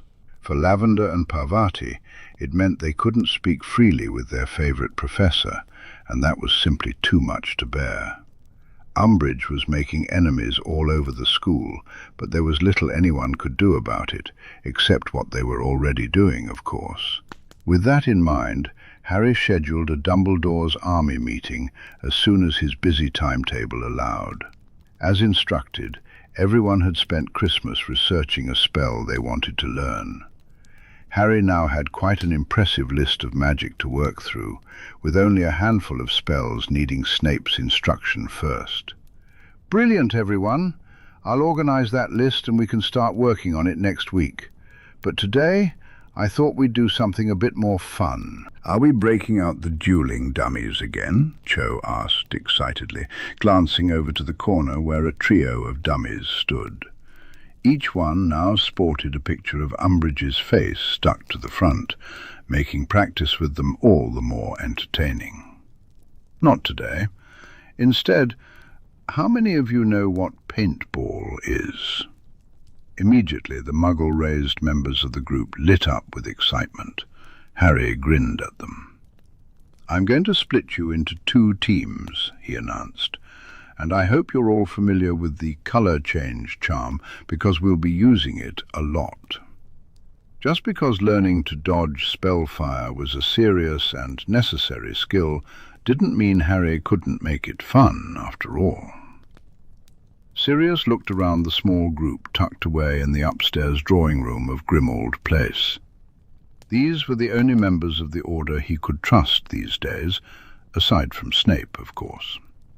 If his teenage self could hear that, he'd probably check himself right into Saint Mungo's. "The Minister isn't interested in searching for the escapees," Kingsley said in his low, rumbling voice. He had an arm around Tonks, gently rubbing her shoulder. The young Auror had been on edge ever since the news of her dear Aunt Bella's escape. Sirius didn't blame her. The thought of that crazy witch running free sent a chill through him, like the Dementors were hovering right over his shoulder again. In his sleep, he could hear her cackling from a few cells away, the sound echoing through the narrow stone halls of the prison. Sirius didn't sleep much these days. "He's too scared that actually going after them might uncover something he's not ready to face," Tonks scoffed. "He's just paying lip service, assigning auras, telling the press he's—" "I've got it handled, but the auras he's assigning to the case can barely tell their arse from their elbow," Sirius said with a grim snort, well aware of the type. "The fact that he's still in the job is a bloody miracle," Charlie muttered, shaking his head. He sat beside Sirius, their legs pressed together from knee to ankle. Sirius was grateful no one else was bringing up the matter. With the ever-present chill in his bones, he welcomed any warmth and comfort he could get. Within reason, of course. He didn't want to raise the poor man's hopes, no matter how desperate he was for some company at night, a warm body to keep the shadows at bay. Charlie deserved better than that. "It's not a miracle. It's a sign that Voldemort's people are already in power, and Fudge is playing right into their hands," Remus chimed in, his voice knowing. He was propped up in an armchair, looking wan and tired from the recent full moon. If he were competent, he'd be dead by now. Remus was right. The dark side wouldn't tolerate a minister who might actually take action against them, especially after all the effort they'd put into infiltrating the government. "Charlie, we need to talk to Dad. We need to secure our seats," Bill declared. Sirius felt Charlie tense beside him. "You think you'll go for it?" Sirius asked, knowing the boys had been laying the groundwork for a while now, particularly since Arthur's attack. "We'll have to keep at him until he does. If we leave it too late, we risk getting caught out by Dumbledore. He'll never let Dad pass his seats on to us if he thinks there's even a chance of us voting against him," Bill pointed out with a frown. "Honestly, having the guarantee that Dad will vote with him is the only thing keeping him one step ahead of Malfoy." With all the seat proxies given to Lucius Malfoy by various Death Eater associates who were incarcerated or unable to take up their positions, Malfoy now had 9 votes in the Wizengamot was a complicated chessboard. With all of Harry's proxies, Dumbledore held 9 of his own, along with several others that were essentially his due to the loyalty of their true holders. Those who kept their politics neutral were often not Dumbledore's biggest fans. Losing the support of the Weasley and Pruitt families might tip the balance against him. Not that Bill and Charlie would necessarily agree with anything Malfoy proposed, but it would prevent Dumbledore from passing his ridiculous restrictive bills, measures that many failed to realize were merely reinforcing the old man's grip on power. "If you can manage that, it'll be a huge step in our plans," Sirius agreed, running a hand through his hair in frustration. "Merlin, I wish I could do something useful." If he were a free man, he could claim Harry's proxy seats as his godfather, without it appearing that the boy's faith in Dumbledore was faltering. He could take up the black seat, as he should have years ago. At this rate, they'd have to wait until all of Harry's classmates turned 17 before they could make any real progress. And that depended on many of them persuading the current seat holders to step down. Not all of them had lost parents with proxy holders, after all. "You're doing what you can," Charlie protested, squeezing Sirius's knee. "We always knew the ministry would take time. There won't be any real change until we've weeded out all the Death Eaters. Fudge's incompetence is just making that part of our job even harder." He was right, and they all understood the stakes. Dumbledore's adoring public wouldn't matter a bit if Voldemort took over the ministry. All those kids coming of age wouldn't mean anything if it became too dangerous for them to attend Wizengamot sessions. "Now that he's got his best generals back, we know the Dark Lord won't wait around forever," Kingsley said solemnly. "He'll strike eventually, and we'll be ready when he does." Sirius met the man's dark gaze. Sirius felt a surge of frustration, a moment of bloodthirsty determination washing over him. "We know who the key players are. If we can catch them and get them off the board, we can start to turn the tide. That'll give Harry the chance to swoop in and finish the job once he's ready." He glanced over at Bill, who looked troubled. Sirius couldn't help but wonder how the goblins were progressing with the Horcrux solution. If they couldn't find a way to safely extract that soul shard from Harry, all their efforts would be in vain. He buried his head in his hands, fighting the urge to pull at his hair or transform into a dog, where emotions felt much easier to manage. He had promised Moony he would stop doing that. So many elements of their plans hinged on uncertainty. If they could fool Dumbledore long enough, if they could unseat Fudge, if they could destroy all the Horcruxes, if they could get Sirius free or imprison Malfoy. If. Sirius hated that word. A gentle hand on his back pulled him from his thoughts. He looked up to see that the room had emptied, leaving only Charlie, who was watching him with concern etched on his handsome face. "Talk to me," Charlie urged, his fingers moving to massage the tense knot of muscle at the base of Sirius's neck. Sirius couldn't help but relax under the soothing touch. "It just feels like it won't be enough," he blurted out. "I feel like I'm not holding up my end of the bargain. Harry's at school, risking everything right under the noses of Dumbledore and Umbridge. He's training his classmates for war, something none of those kids should have to prepare for. And he's got his friends planning a complete government overhaul while dealing with those awful visions. Meanwhile, I'm stuck here, rattling around this bloody house with nothing to do but slip laxatives into Dumbledore's tea when he comes for meetings." Charlie chuckled softly. "Have you actually?" "Once or twice," Sirius confirmed, a hint of a grin creeping onto his face. "It's hardly worth anything, though. Harry's my godson. I should be doing more to lift some of this burden off his shoulders. A burden no teenager should have to bear, especially not his beloved pup, who had already endured so much." Charlie's fingers stilled. "Sirius," he sighed, "like it or not, you're a wanted criminal. Harry knows it, we all know it." Kingsley and Tonks are doing what they can to gather information on Pettigrew, but it looks like the rat is holed up tight with his master. Sirius snarled at the mention of him. "We all wish Harry didn't have to do what he's doing, but let's be honest.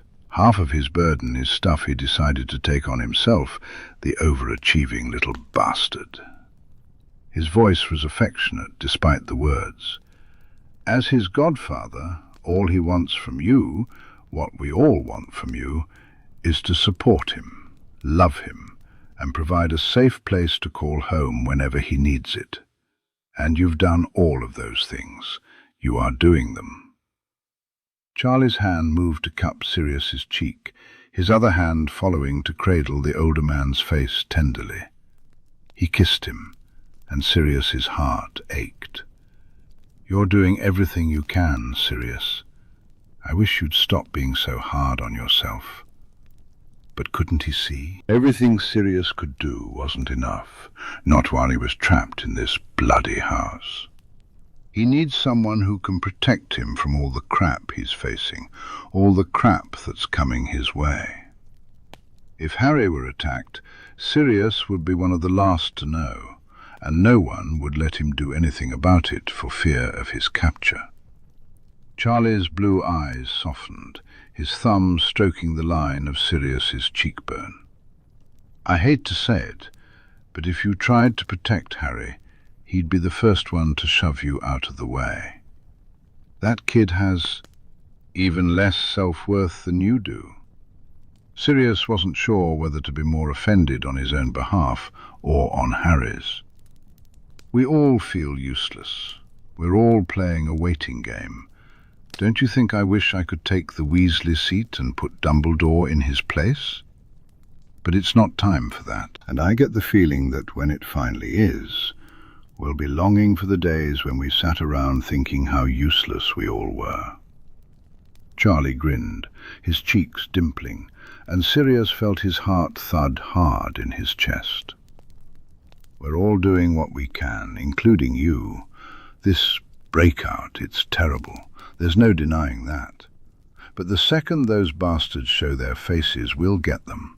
Until then, we just keep the lies going to protect Harry. That's the most important thing." They both agreed on that.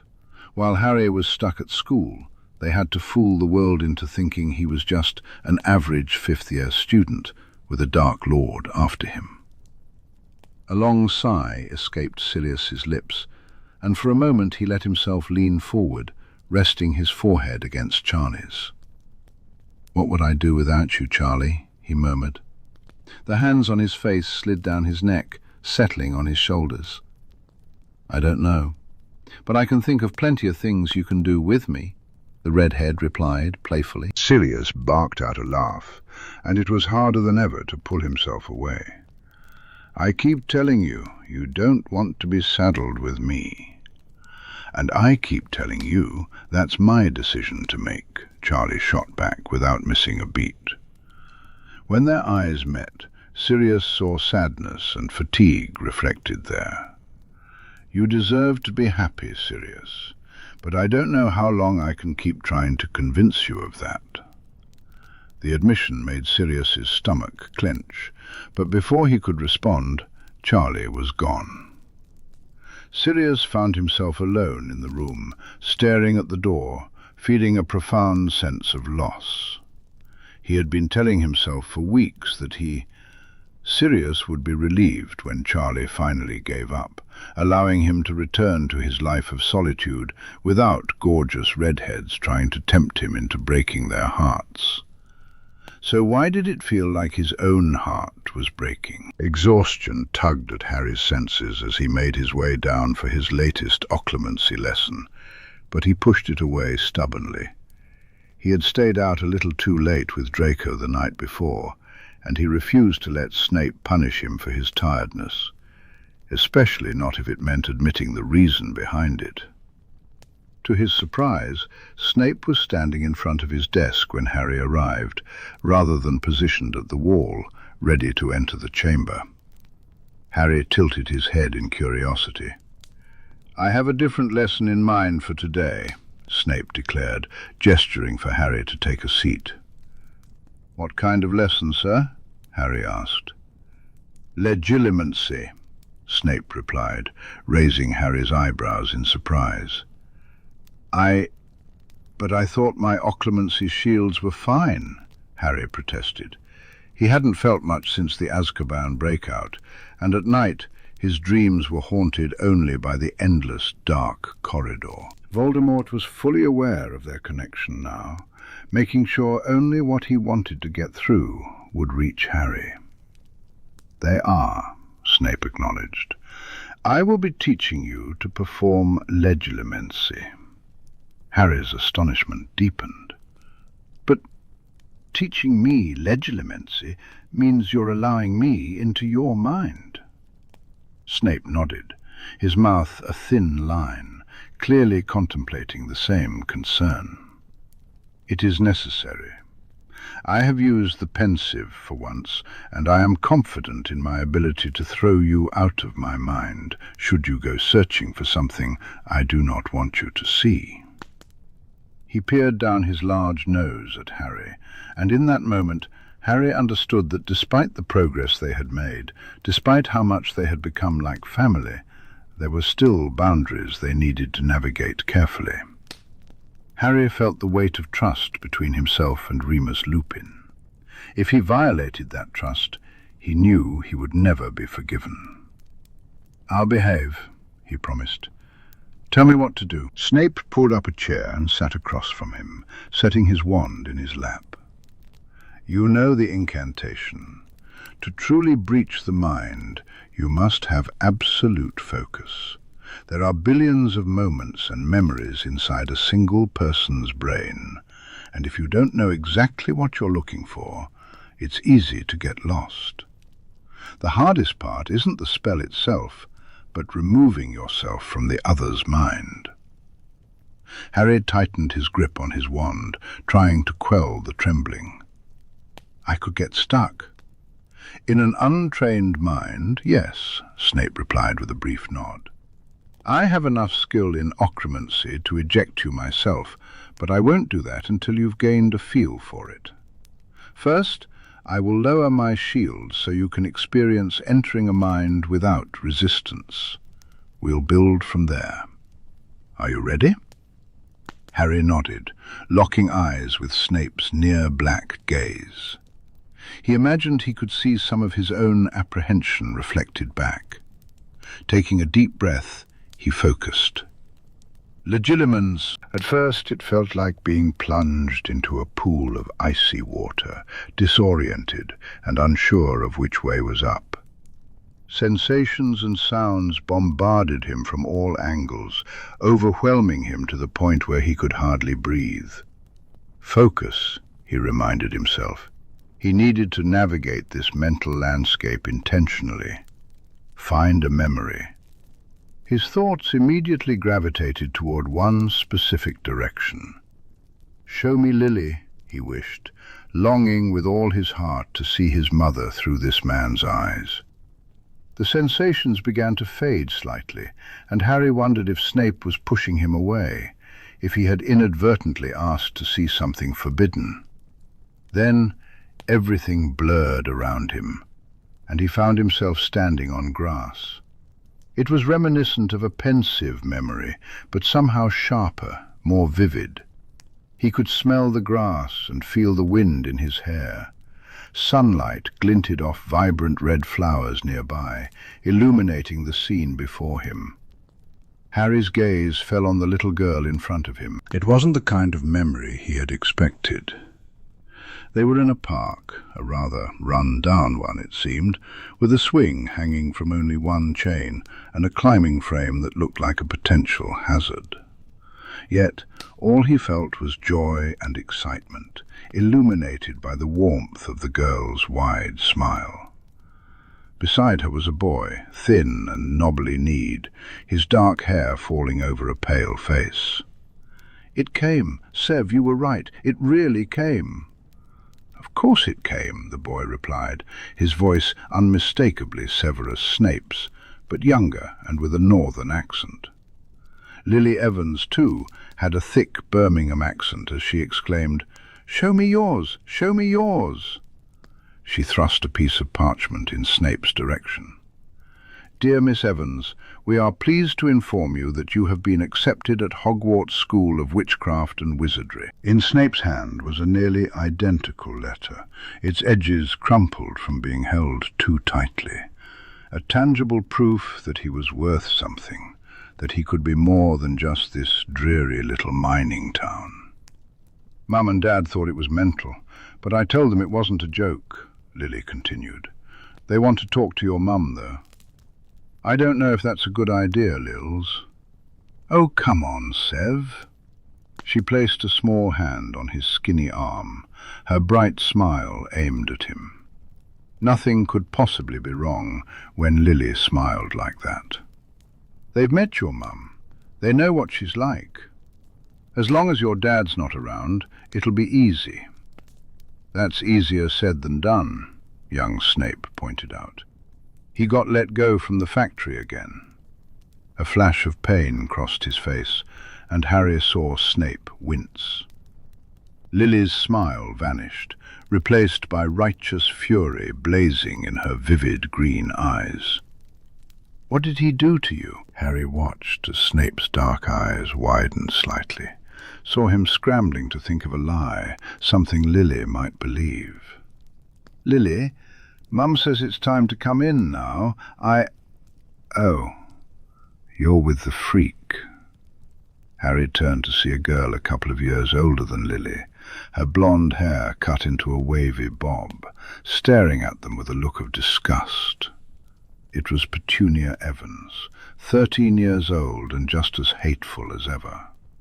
She shared the same accent as her sister, but her words were clipped and overly enunciated, as if she was already trying to train herself out of it and into the crisp, received pronunciation accent Harry recognized from her as an adult.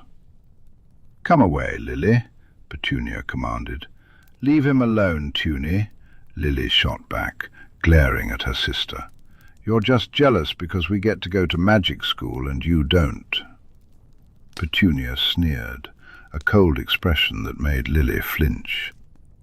"Why would I want to go to such an awful place with a couple of unnatural weirdos like you? I'll be glad to see the back of you. Maybe Mum and Dad can ask that old man if they can keep you over the holidays too." Suddenly, Harry felt a sharp shove and he was pulled back into his own mind, his body feeling heavier than ever. "I'm sorry," he gasped, looking up awkwardly at Snape's face, which was remarkably blank. I got carried away." He hadn't meant to linger in that memory for so long, but his mother had been right there, tiny, fierce, and simply incredible. "I could have removed you at any time," Snape replied, reassuring Harry that he hadn't overstepped. "You must learn not to get trapped in memories, however appealing they may be. Had I chosen to, I could have caged you there for as long as I wanted, especially since you did not maintain any connection to your own mind. A true legilimens needs to be able to slip into another's mind while remaining in their own. Avoid leaving themselves unguarded or arousing suspicion." That made sense. When Dumbledore attempted to use legilimency discreetly, he didn't appear slack and vacant like Harry probably did. He could hold entire conversations while rummaging through people's heads. "It's harder than I thought it would be," Harry admitted. A flicker of a smile crossed Snape's lips. "You have only seen it done well, and that makes it look easy." Snape leaned back in his chair, likely giving Harry a moment to recover from what he had just experienced. Harry's mind was filled with his mother's voice and her face. It was so different from merely looking at pictures. "When did you lose your accent?" he blurted out, his eyes widening at the faint blush that crept onto Snape's pale cheeks. "Summer after my first year, for the most part," Snape confessed. "Speaking like that to the other Slytherins was uncouth. I didn't need more reasons for people to bully me, so I trained myself out of it. I slipped on occasion. Remus found it particularly amusing to make me revert to my childhood accent." He blushed deeper, and Harry felt himself blush too. "I never knew. Aunt Petunia hasn't a trace of it." "Oh, Tuny was speaking like a toff before she hit sixth form," Snape replied.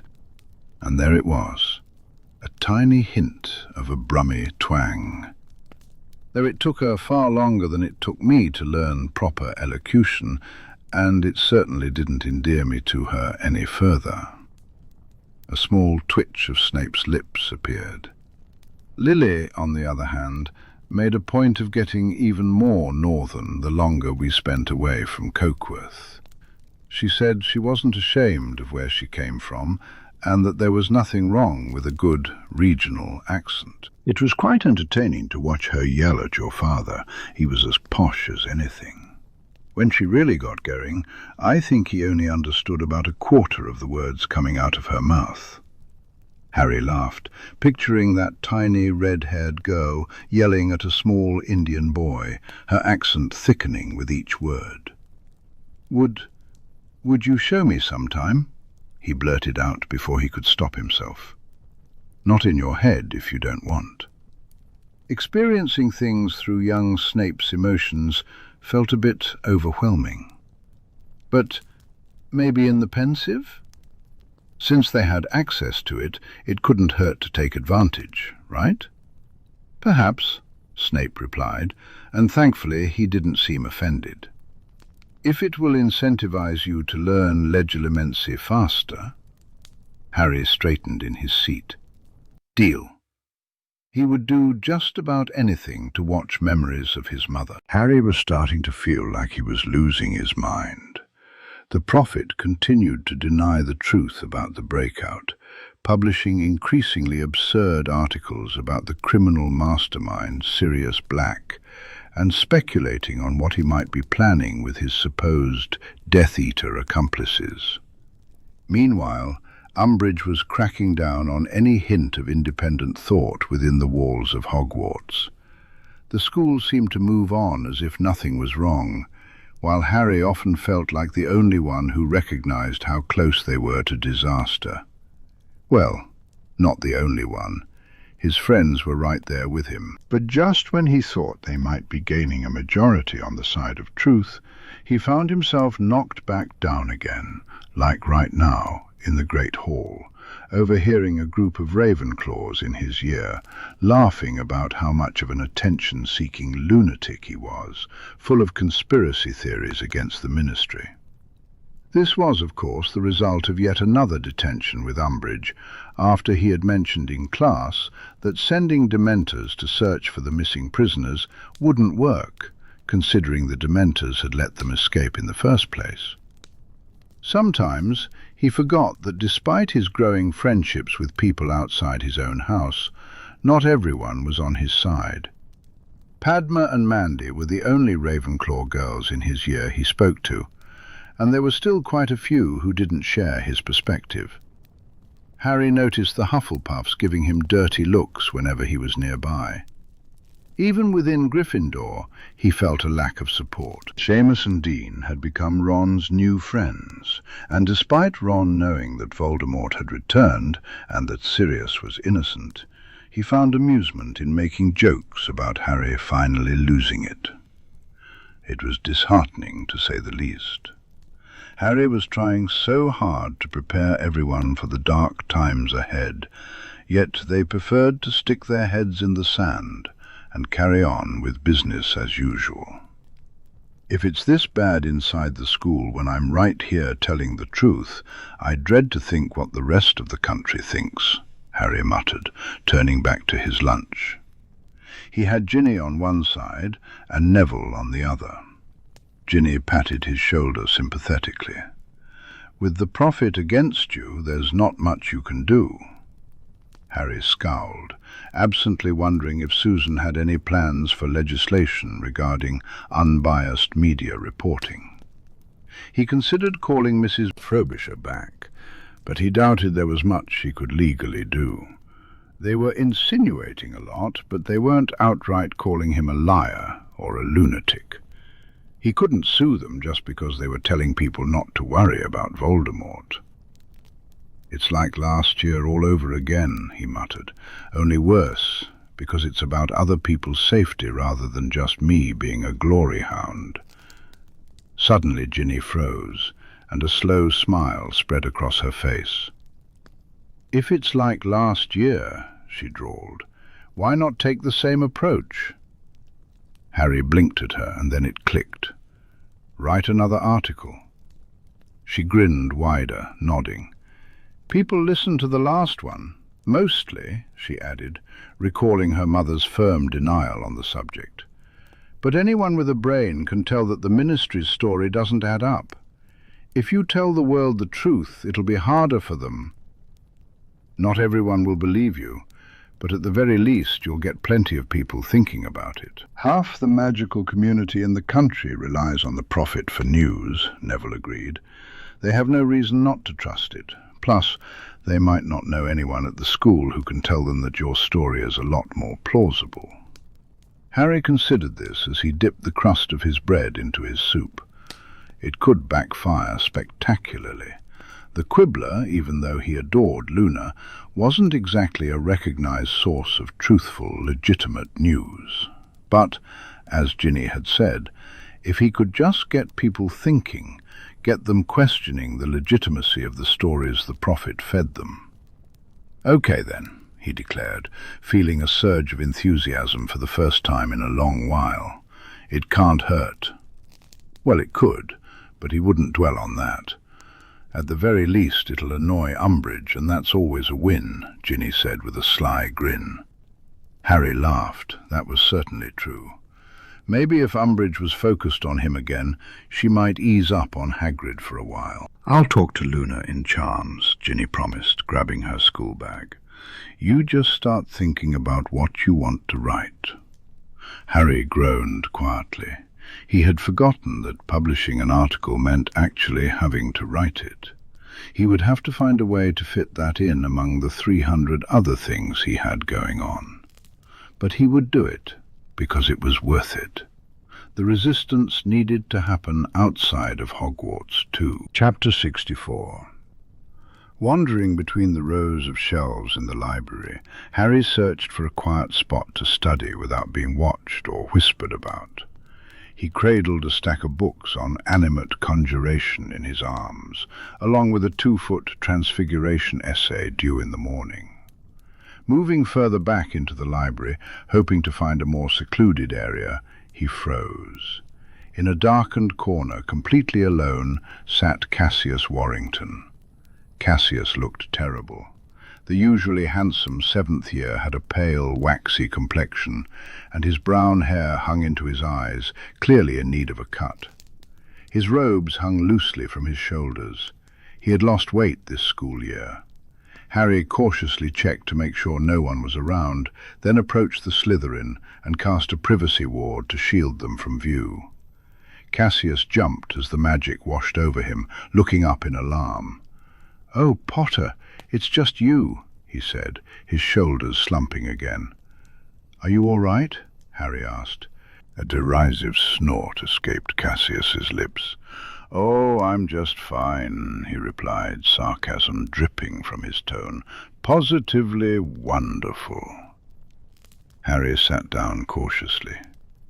"Cassius," he began, and for a moment the boy's aloof Slytherin facade cracked just a bit. "I have newts in 4 months," Cassius said, his voice hollow. "And after that, I will go home to my family, where my older brother, my uncles, and both my cousins are all waiting for me to join them in the ranks of the Dark Lord's loyal subjects." His face twisted in disgust. "I know they won't let me use the ministry as an excuse to keep that foul mark off my arm. Hell, 3 of them work there themselves, and it's not been a problem for them." He ran a hand through his hair, tousling it even more. "Somehow I have to pass these exams knowing what's waiting for me when they're over. But even if I don't pass, I'll face the same fate, so what's the point?" Cassius kicked the leg of the table, causing it to rattle. "If I could kill him faster for you, I would," Harry remarked wryly. Cassius's eyes widened. "It isn't your fault, Harry," he insisted. "Even if the Dark Lord died tomorrow, that wouldn't stop my family from being there, being awful, trying to trap me in their twisted net of dark magic." He offered a cold, bitter grin. "The best I can hope for is that all of them get sent to Azkaban when they fight in their lord's army. Or killed. I'm not picky." His bravado faltered, and he sighed once more. The boys in my dorm are all legitimate supporters, and I can tell they're watching me. They know I used to hang out with all sorts last year. They know I was friendly with your lot. But they're always there. And when they're not, Umbridge is. I can't trust that no one's reading my letters, so I can hardly talk to the one person who actually cares. My workload is getting worse, and I have nowhere to go, Harry," he said, his voice cracking. "I'm almost 18, and it still doesn't matter. I'm still stuck with them. If I want the chance to save the family name, if I want to have even a knut to my name when I graduate, I have to do what they say. Disinheriting me would be the kindest thing they'd do. I'd be much more likely to end up dead." "What about Oliver?" Harry asked. Cassius's whole body stiffened, his hazel eyes filling with fear for the briefest moment. Then he relaxed, turning sheepish. "Did he tell you?" he asked knowingly. Harry shook his head. "I guessed." A short laugh rang through their quiet corner. "What gave me away? Is there anything I need to worry about?" Harry shook his head before Cassius could second-guess himself. "Only because I know you and him. It was a bit suspect when you were both so friendly at the World Cup, and then how happy you were listening to the match commentary that one time, plus a couple of things the twins said here and there. Fred and George absolutely knew about the relationship, and Harry wouldn't be surprised if one or both of them had played a part in it." A long, slow breath whistled through Cassius's clenched jaw. "He asked me to marry him at Christmas, when I graduate." Harry's eyes widened. "Blimey, I hadn't realized you were that serious." He should have known, though. Oliver Wood was a dedicated individual, whether it came to Quidditch or his relationships. They had been together for quite a while, it seemed, longer than Harry and Draco. Not that Harry had asked Draco to marry him or anything. He was far too young for that. "I still don't know what he sees in me," Cassius admitted, "but I love the crazy bastard. When I'm with him, I can forget what kind of man my uncle is making me become. With Ollie, I feel like I might actually amount to something better."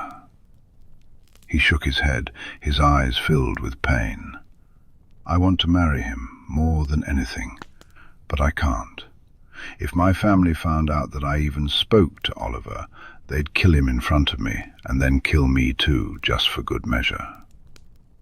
There was no hint of exaggeration in his tone, and Harry believed every word. "You have somewhere to go, Cassius," he said, but the Slytherin shook his head. "I can't put Ollie in danger like that."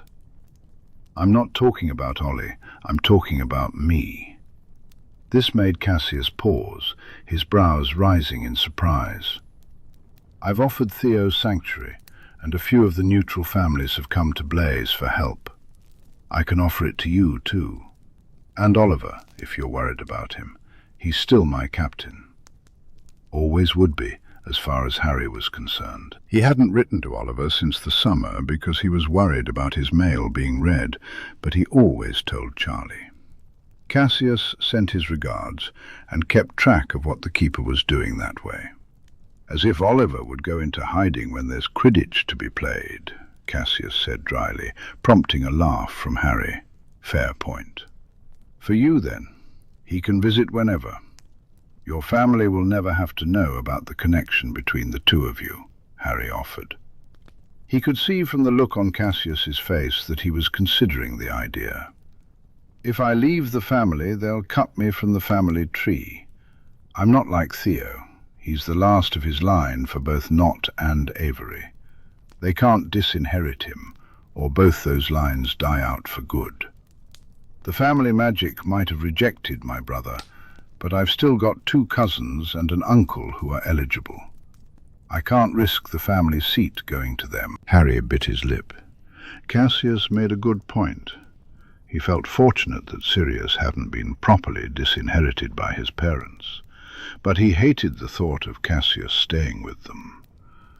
"I won't force you to make any decisions," he said eventually, wishing he could do more. "But you'll always have a place of safety, as long as I'm alive to offer it to you. If things get bad, if they force you into the mark or find out about Ollie, you come straight to me, all right?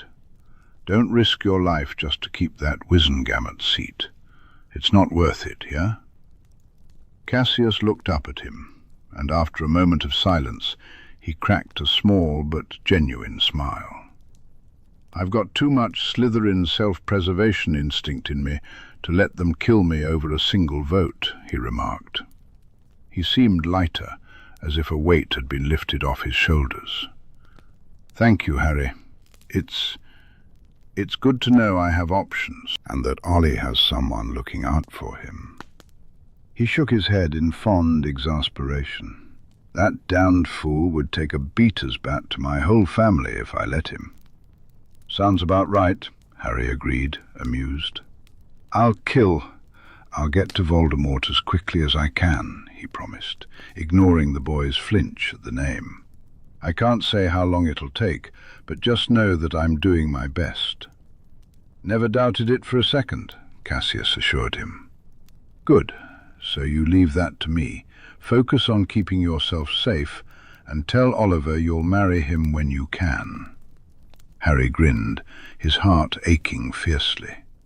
"Because that is a wedding I desperately want to attend." Cassius grinned back. "It'll be a Quidditch-themed wedding if he has his way," he warned, and Harry laughed. A wedding to look forward to at the end of all this was exactly what he needed. A Quidditch-themed wedding sounded even better. Somehow, between homework, lessons with Snape, and the Headmasters' Association, Harry managed to squeeze in enough time to write an article for the Quibbler. It was much harder than his last one. He was no journalist after all, and this time he had to ensure he sounded credible and sane. It wasn't just about writing from the heart. He was trying to convince people that danger was on the horizon. Once he had a solid draft, he took it to Luna. The two of them holed up in an unused classroom to go over it. Luna was surprisingly good at editing. She helped her father with articles when she was at home, apparently. "This is very good, Harry," she said with a smile, "and your timing is perfect too. If I get it to Daddy soon, he'll be able to publish it before he hears back from the entrance to his writing competition. He's asked people to share their experiences with heliopaths, so he's bound to be very busy with that." "That's good," Harry replied, unsure how else to respond. He hoped Luna's father wouldn't place his article next to some ridiculous conspiracy theory that might make him look even more like a madman than the prophet already implied. "I'm really grateful you and your dad are willing to do this, Luna. People need to know," she replied. Harry said sagely, "As journalists, we have a duty to report the truth." He wished the people at the Prophet could possess even a fraction of that journalistic integrity. "Well, that's it, as best as I could manage," he added, gesturing to the parchment containing his article. He had done his utmost to cover everything he believed could be helpful. The story of what happened to Cedric and the Dementor attack on Dudley. If the general public wasn't alarmed by the prospect of a 17-year-old boy being kidnapped from school and murdered, perhaps they would be concerned about a Dementor roaming a perfectly ordinary Muggle street. Harry had emphasized how the Ministry's careless response to Voldemort's return had broken the statute of secrecy and the catastrophic consequences that could follow for everyone. "We'll try to have it out in the next issue. That's a week after Valentine's Day," Luna promised brightly. "Perfect." Harry glanced at her, raising his eyebrows. "Any big plans for that Hogsmeade weekend?" For days, the school had been buzzing with students discussing their plans for the special day. Harry felt torn between relief at not having to get involved and wishing he could take Draco to Hogsmeade like all the other love-struck couples. "Oh, I'm going with Daphne," Luna replied, fiddling with her butterbeer cork necklace. Harry stared. Daphne Greengrass? Slytherin? No emotions unless they're contempt, Daphne Greengrass? Luna nodded, her smile widening. "She's awfully pretty. I partnered with her a few times in the HA, and she has a very nice smile. So I asked her to Hogsmeade." Harry wasn't sure which side of that pairing was more difficult to believe, but it certainly wasn't his place to judge. He simply offered a smile that he hoped concealed his utter bewilderment. "Well, have fun with that." "Thank you." "Sure, Harry, I'm certain we will." That would certainly be an interesting combination. Harry had to turn down quite a few invitations to Hogsmeade himself for the upcoming Valentine's Day weekend, from both male and female students. "Don't know why they're bothering," he grumbled to himself, after politely rejecting Romilda Vane for the 4th time. "They know I'm gay." He heard a snort behind him, and turned to see Ron walking a few feet behind him with Dean and Seamus. They were all headed to the Great Hall for dinner, having just come from herbology. Harry had left Neville behind, chatting with Professor Sprout. "Something to say?" Harry asked sharply, noticing Ron's scowl. "Just wondering how long you're going to keep that up." "Keep what up?" Harry replied, confused. "The whole gay thing. We all know you're just faking," Ron spat. "I'm sorry, what?" Harry was taken aback. Where had Ron gotten that idea? Far from being embarrassed, Ron continued, "Come on, don't pretend like we haven't all seen you. I heard you and Looney Lovegood were locked in a quiet classroom for hours the other day. And the way you've cozied up to Lavender and Parvati in divination, acting like you're just the gay best friend, like you're safe, when we can see them all over you. Susan Bones, too. Just how many girls have you got on the go, Potter?" Harry stared incredulously, then glanced at Dean and Seamus, who were pointedly avoiding his gaze. "You're not serious," he spluttered. They had onlookers now, students on their way to dinner, wondering why the two of them had stopped in the entrance hall. "It's called having friends, Ron." "Friends you're always sneaking off in secret with," Ron retorted. "If you consider that suspect, I've got a lot of questions about you and Hermione," Harry shot back, watching as a few people went wide-eyed. Ron's face turned as red as his hair. "You shut up about Hermione," he said. Ron sneered. "She seems to be the only girl in this school who isn't obsessed with you. You've even got my sister under your thumb. You've got some nerve parading it around in public like that, pretending to be gay so no one notices you're sleeping with any girl who'll have you." "I'm not sleeping with any girls," Harry shot back, "and I'm not pretending to be anything." Ron scoffed. "Like I believe that. We all know what Lavender's like. I really doubt you two are just friends when she's throwing herself at you in divination." Suddenly, a sharp smack echoed through the hall. Harry hadn't noticed Lavender Brown approach, but there she stood, her hand raised and a rapidly forming red mark on Ron's face. Her expression was one of pure fury. "How dare you?" she hissed. "Lavender!" Ron exclaimed, his eyes wide. Harry couldn't tell if he looked shocked or afraid. Well, it's true. You've had half the rest of the Gryffindor boys, and we're supposed to believe there's nothing going on between you and Harry?" Harry was quite impressed she didn't slap him again. "You're just jealous because of all the boys I've kissed, and you're not one of them," she retorted. "And you never will be. After a comment like that, I'll be surprised if you ever get a date in this school, Ron Weasley." Indeed, most of the girls in the audience looked at Ron as if he were dirt on the bottom of their shoes. His face turned an even deeper shade of red. "So he's fooled you too, has he?" Ron taunted. "Haven't you realized he's always off with girls, but never seen sneaking around with a boy? He's always turning them down, too. Never even holding hands with one." "I have a boyfriend," Harry blurted out, and a chorus of gasps filled the air. "Clearly, I'm just better at keeping my private life private. It's none of your business who I'm with, Ron." "Mr. Potter." Harry's heart sank at the high-pitched call. Umbridge was approaching the hall, her face severe. "Detention for inappropriate behaviour. Tomorrow evening, my office." Umbridge scanned the gathered students, who quickly dispersed, heading to dinner. Ron continued to glare at Harry, even after the pink-clad teacher had left. "Come on, Harry," Lavender huffed, linking her arm with his. "Let's go sit down." Harry allowed her to lead him to the Gryffindor table, his anger still surging through him. By morning, the entire school would know about his mysterious boyfriend. Draco was going to kill him. "I'm sorry he said that to you, Lavender," he sighed, but she shot him a sharp look. "Don't you dare apologize for his slut-shaming nonsense," she snapped.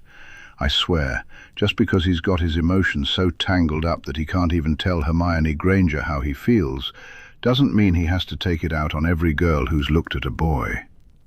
"Well, he'd better hope Hermione figures it out eventually." "I think you're right. He won't get a date otherwise," Harry muttered under his breath, glancing further up the table where Ron was sitting alone. Even Dean and Seamus had distanced themselves, likely not wanting the Hogwarts girls to associate them with Ron's behaviour. "Speaking of dates," Lavender purred, her eyes lighting up. "Boyfriend?" "Secret," he replied ruefully, and she made an exaggerated pout. "No fun," Harry chuckled. "Sorry." She let it go, happily filling him in on the latest romantic gossip around Hogwarts. Harry could feel the eyes of the rest of the hall on him, and desperately wished they would accept his secrets with as much grace as Lavender Brown did. Considering that he might end up hexing Ron Weasley into the hospital wing if he returned to Gryffindor Tower after dinner, He decided to head down to the Chamber of Secrets instead. He settled comfortably in front of Salazar's bookshelves. Harry had narrowed it down to 8 books that mentioned the word Horcrux. Now he was trying to focus enough to read in detail, but his brain kept tripping over the archaic form of English. Thankfully, Salazar was mostly silent, only offering translations into Parseltongue when Harry was truly stuck on a word. The first 3 books didn't contain much useful information. They described the process of making Horcruxes, but only one provided the explicit spells and rituals.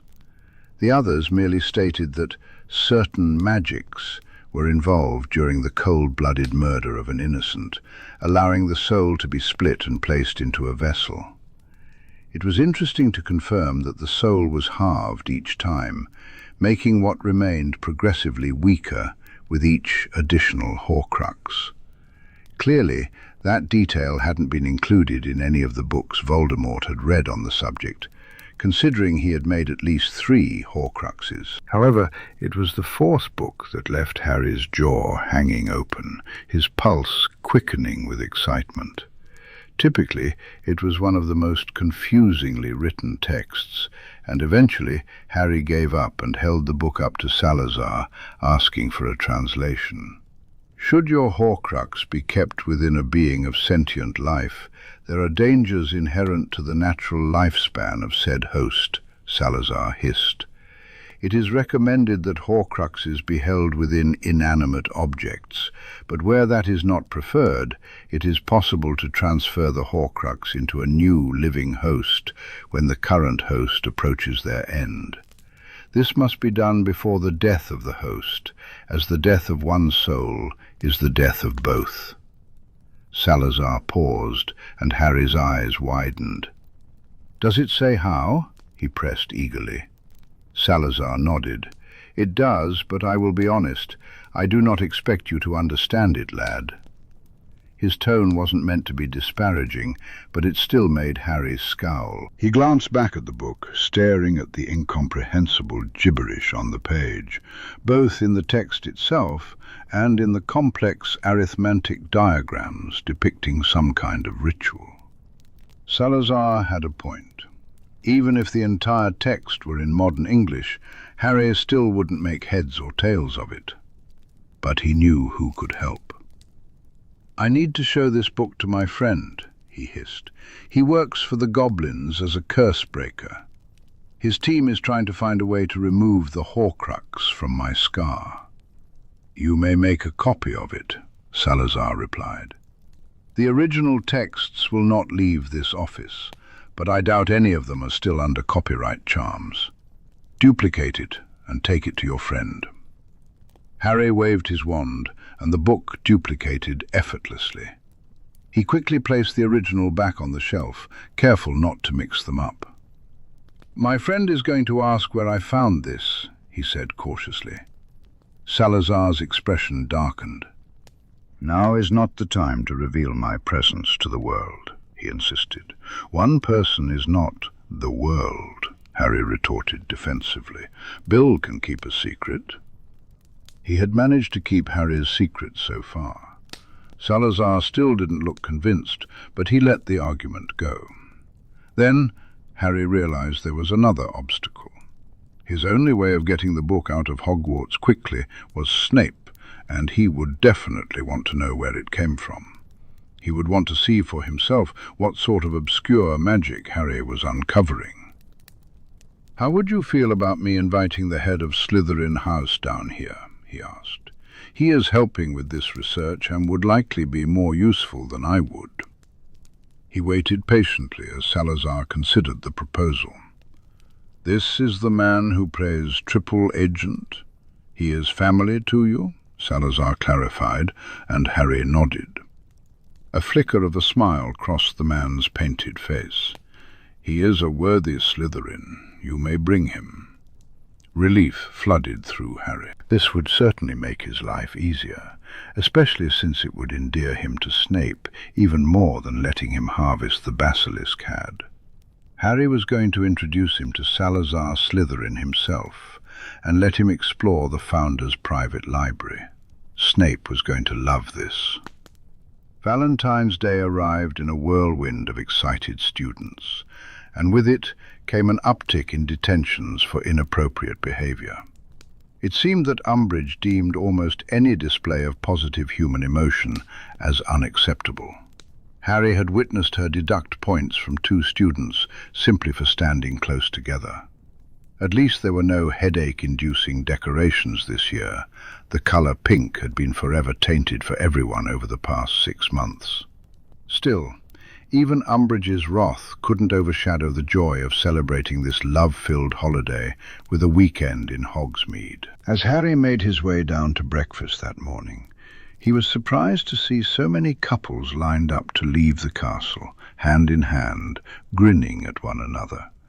A pang of longing struck him, and he briefly wished he could be one of those students. Yet, even without the looming danger posed by Lucius Malfoy, he wasn't sure he'd want to be the centre of attention all day, especially if it meant being stared at for taking Draco Malfoy on a date. One day, he thought. Not wanting to miss the chance to escape the castle, Harry joined the line by himself, trying to ignore the many eyes fixed on him. Ever since he had admitted his feelings in response to Ron's ridiculous accusation, it seemed like half the school was determined to uncover the identity of his mystery boyfriend. There was even a betting pool circulating, which Harry found utterly absurd. The top name on the list was George Weasley, which made him chuckle. As if there would be any reason to hide such a relationship. The Weasleys had made themselves targets of the dark long before Harry had arrived. The second name was Blaise Zabini, which was slightly closer to the truth, but it still made him laugh that Draco's name was way down at the bottom with astronomical odds. One person had placed a bet on him. Harry suspected it might have been Draco himself, but the Brond would never admit it. As he entered the village, a smile spread across Harry's face as he watched the students enjoying their morning. It was heartwarming to see so many people happy and carefree. In the midst of his battles against Umbridge, Harry sometimes forgot that life at Hogwarts wasn't all doom and gloom. There was still plenty of time for his fellow students to simply be normal teenagers. If it were up to him, it would always be that way. His smile grew wider as he spotted 2 familiar heads of blonde hair, one much darker than the other. Luna and Daphne were strolling along the main street, hand in hand. Luna was animatedly gesturing with her free hand, her eyes shining with excitement as she chatted about some creature or another. Daphne looked both fond and a bit bewildered, as if she couldn't quite comprehend how she had ended up there, but she was undeniably happy to be. Harry found himself puzzled by that dynamic. Nearby, he saw Ernie and Hannah heading into Madame Puddifoot's, exactly the explosion of red and pink he had anticipated. However, neither of them seemed particularly impressed by the decorations.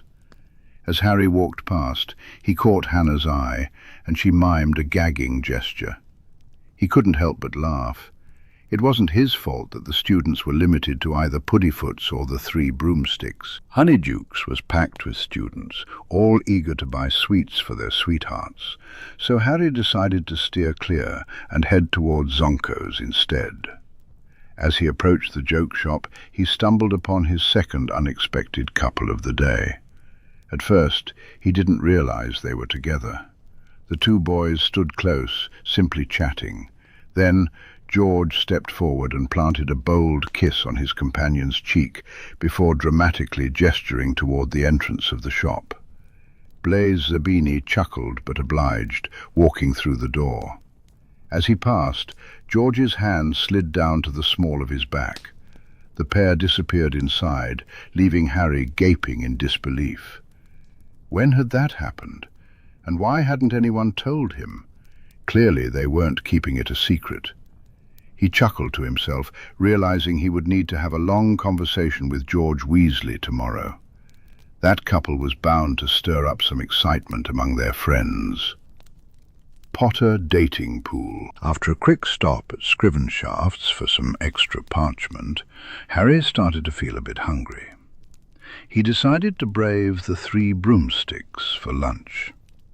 As he walked past a group of girls, they burst into giggles at the sight of him, causing his jaw to clench. Maybe after this he would head back to the castle.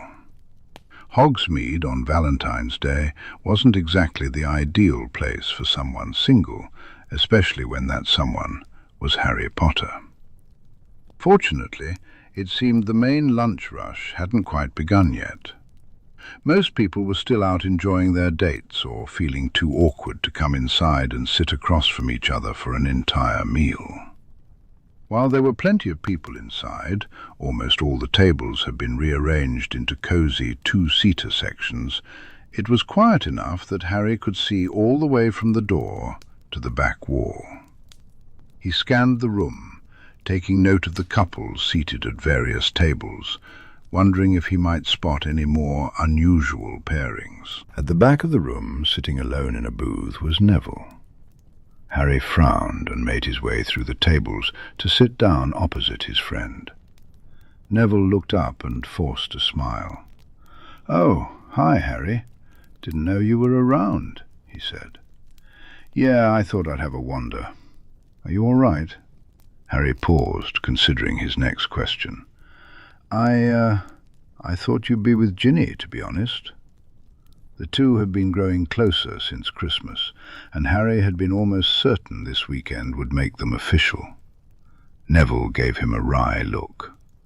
"Not today, no." Just then Rosmerta arrived to deliver a butterbeer for Neville, and the pair ordered their lunches. Harry could feel eyes on them, but he chose to ignore them. It wouldn't be the first time people thought he was dating Neville. Once they were alone again, Harry cleared his throat. "So, neither of you asked each other, or?" he wondered, briefly horrified at the thought that Ginny might be out there in the village on a date with someone else. If she was, Harry would definitely have words with her. "She asked me," Neville confirmed. Harry blinked, feeling even more confused. But then Neville took a sip of his drink and sighed. "Valentine's Day is so much pressure. It's this big cliché of romance and grand gestures and all that. She had her time for herself when she was dating Michael and everything. After that, after how that felt, I needed a bit of time for myself. I think we both need some space to be alone for a while, to be honest." "That's understandable," Harry agreed softly. He wondered if Neville had admitted to Ginny, or even to himself, how much watching her with Michael had hurt him. "I'm not saying no forever," Neville assured him. "I want to be with Ginny, but I didn't think Valentine's Day was the easiest place to start from." As if to emphasize his point, a girl across the room stood up from her table, screamed a stinging hex at her date, and stormed out. The boy stared after her, a huge welt forming across his cheek. Harry and Neville exchanged a glance, wincing. "No, I get it," Harry said, turning away from the drama. "You're standing up for yourself." He gave the boy a small grin. "I'm proud of you, mate." Neville blushed, ducking his head, and was saved from responding by the arrival of their lunch. Harry thought about how Ginny needed to see that Neville wasn't just waiting around for her. He had to be ready too, and she deserved to be the one waiting for a change. After lunch with Neville, Harry made his way back up to the castle. He had tried to wander the village a bit more, but Neville wanted to visit Dogweed and Deathcap, and Harry wasn't willing to sacrifice the 2 hours that would inevitably take. Plus, being alone just made more people stare and giggle at him, so he decided to take his leave. He had his own thoughts to sort through. Harry had a few plans to take care of after all. By the time he returned to Gryffindor Tower, it was nearly 3 o'clock. The common room was mostly filled with younger students, some studying, others just hanging out, and a few brave souls attempting to find a bit of romance within the castle's walls.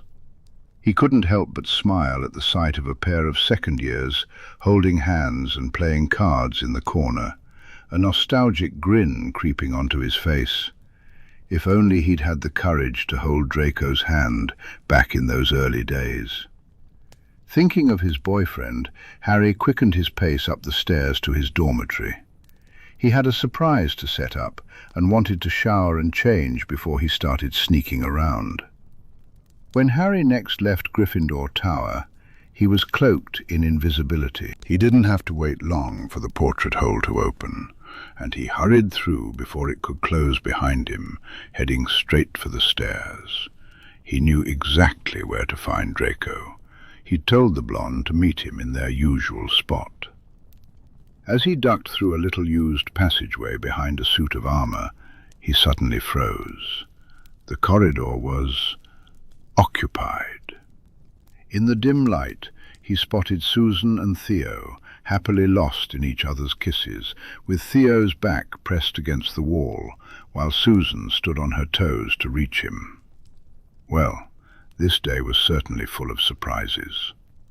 Harry slowly backed out of the passageway, casting a weak "notice-me-not" charm at the entrance, just in case anyone else was looking for a private spot. Given that Susan hadn't put up her own wards, she must have been quite distracted. Shaking the image from his mind, he continued on the long way down to the 3rd floor. He could tease his Hufflepuff friend later. Right now, he had more important things to focus on. Draco was waiting for him in the classroom, and startled when the door opened to reveal Harry's invisible form. "Hi," Harry greeted quickly, wanting to ease any nerves. "Follow me." And then he turned back out of the classroom. "How?" Draco retorted, hurrying to follow. "I can't bloody see you." "Oh yeah." Harry doubled back, sliding an invisible hand around Draco's elbow. "Come on." "Where are we going?" Draco whispered suspiciously. Harry just grinned, though his boyfriend couldn't see it. They didn't have to go far, it was just around the corner. Harry brought them to a halt in front of an ordinary patch of wall and hissed. The wall melted into a doorway. "What the?" Draco muttered, but Harry yanked him through the opening. Once the wall reformed behind them, he whipped off the cloak, his green eyes dancing. "Hello." He leaned in and kissed him quickly. "You look gorgeous." Draco wore a pale blue jumper and charcoal grey trousers, making Harry's heart race. Draco pulled him back in for a proper kiss. "What are you up to, Potter?" he asked, raising one blonde eyebrow. "Where are we?" Harry kept grinning mischievously. "Let me know when you figure it out." With Draco's hand in his, he headed down the passageway. Most of the secret passages to the chamber were still quite gross after centuries of disuse, but Harry had made sure to clean this one ahead of time. A ball of light floated above their heads, illuminating the stone walls and the snakes engraved in them at about waist height. He wondered how long it would take Draco to catch on. "Where are we even?" "Wait." Draco paused, gripping Harry's hand tightly. "How did you open that passage?" A chuckle escaped Harry's lips as he pulled his boyfriend along. "Oh, I think you know." "Fucking, that can't be possible. Don't tell me." Draco trailed off as they reached the end of the passageway, stepping out into the enormous chamber. "Holy hell," the blonde breathed, his grey eyes wide as dinner plates. He turned to Harry, momentarily speechless. "Are we... this... is... how?" Draco asked, his curiosity piqued. Harry grinned and explained. "It all started with an offhand comment from Ginny." That made me decide to venture down and see what the chamber was like. I even had Snape come down to harvest the massive basilisk skeleton. Draco's eyes widened. That sounds incredibly gross. Did you clean it up? Yeah, I had to use a serious amount of cleaning charms, Harry replied. I thought the entrance was in a bathroom, Draco questioned, glancing up at the imposing statue of Salazar. The one I originally found was, but when I got down here I stumbled upon an office hidden behind the wall. And before you ask, I can't take you in there. He's a bit prickly. Draco's gaze sharpened. He? Who? No. His jaw dropped as Harry nodded in confirmation. The only existing portrait of Salazar Slytherin, Harry said. He told me there are secret entrances hidden all over the school. It was originally meant to be a safe hold in case the witch hunters stormed the place. Enough room to hide the students and staff, with entrances scattered throughout for safety. Harry continued. According to Salazar, there's a parcel-tongue spell that would open all the entrances at once, allowing people to run in from wherever they were in the castle. I just haven't had the chance to try it yet. Draco stared at him, gaping like a fish, taking several long moments to compose himself. Finally, he whirled around to glare at Harry. If your surprise is bringing me to this chamber, and then telling me there's a portrait of my house founder that you won't let me meet, you're going to have to do some serious grovelling, Potter. Harry laughed, shaking his head. No, the surprise is over here. The chamber is just the location, and I promise as soon as Salazar is willing, I'll take you to meet him. He just had to hope Snape wouldn't spill the beans to his godson when he brought him down to the office. Taking Draco's hand once more, Harry led him to the foot of the statue. With a wave of his wand, the true surprise was revealed. A picnic for two, laid out on a green and silver blanket, complete with a bouquet of red roses in a vase. "Oh," Draco said softly, "I wish we could go out for a proper dinner somewhere nice," Harry replied, kissing Draco's cheek.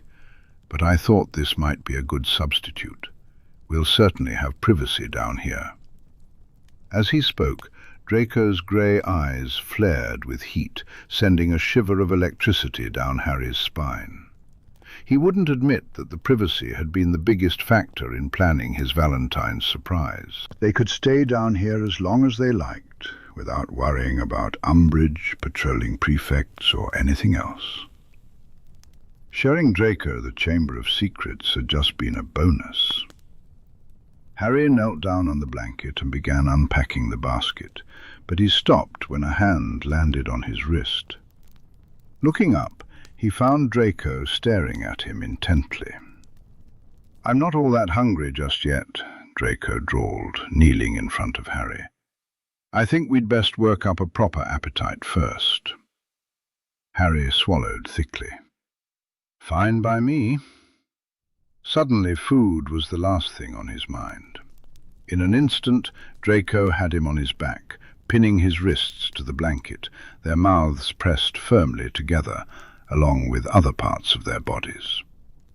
Harry moaned softly, arching into the embrace. Then, with a quick jerk of his hips, he flipped them over, straddling Draco's thighs. Draco gasped against him and Harry smirked. "You know, something I've learned about the chamber," he said conversationally, sitting back to start unbuttoning his shirt, "is that it has excellent acoustics."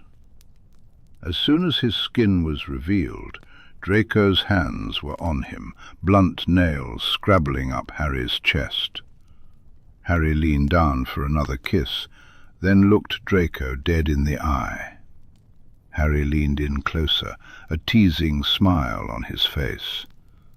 "I bet you're going to love this," he said playfully, his eyes sparkling with mischief. Draco's breath caught in his throat, anticipation lighting up his expression. "Absolutely," he replied, his excitement palpable as he shifted to make things easier for Harry. With a gentle touch, Harry began exploring, his confidence growing with each passing moment. He remembered snippets from a book he had read and a rather enlightening conversation he'd had with George. Encouraged by Draco's reactions, he pressed on, learning what made his partner respond with delight. Draco's hand found its way into Harry's hair, a bit too tight for comfort, but it sent a rush of warmth through Harry. "Oops, sorry about that," Draco said, looking a bit sheepish. "No, it's fine," Harry replied, his cheeks warming. "I actually liked it." Draco's eyes widened, a grin spreading across his face, clearly pleased.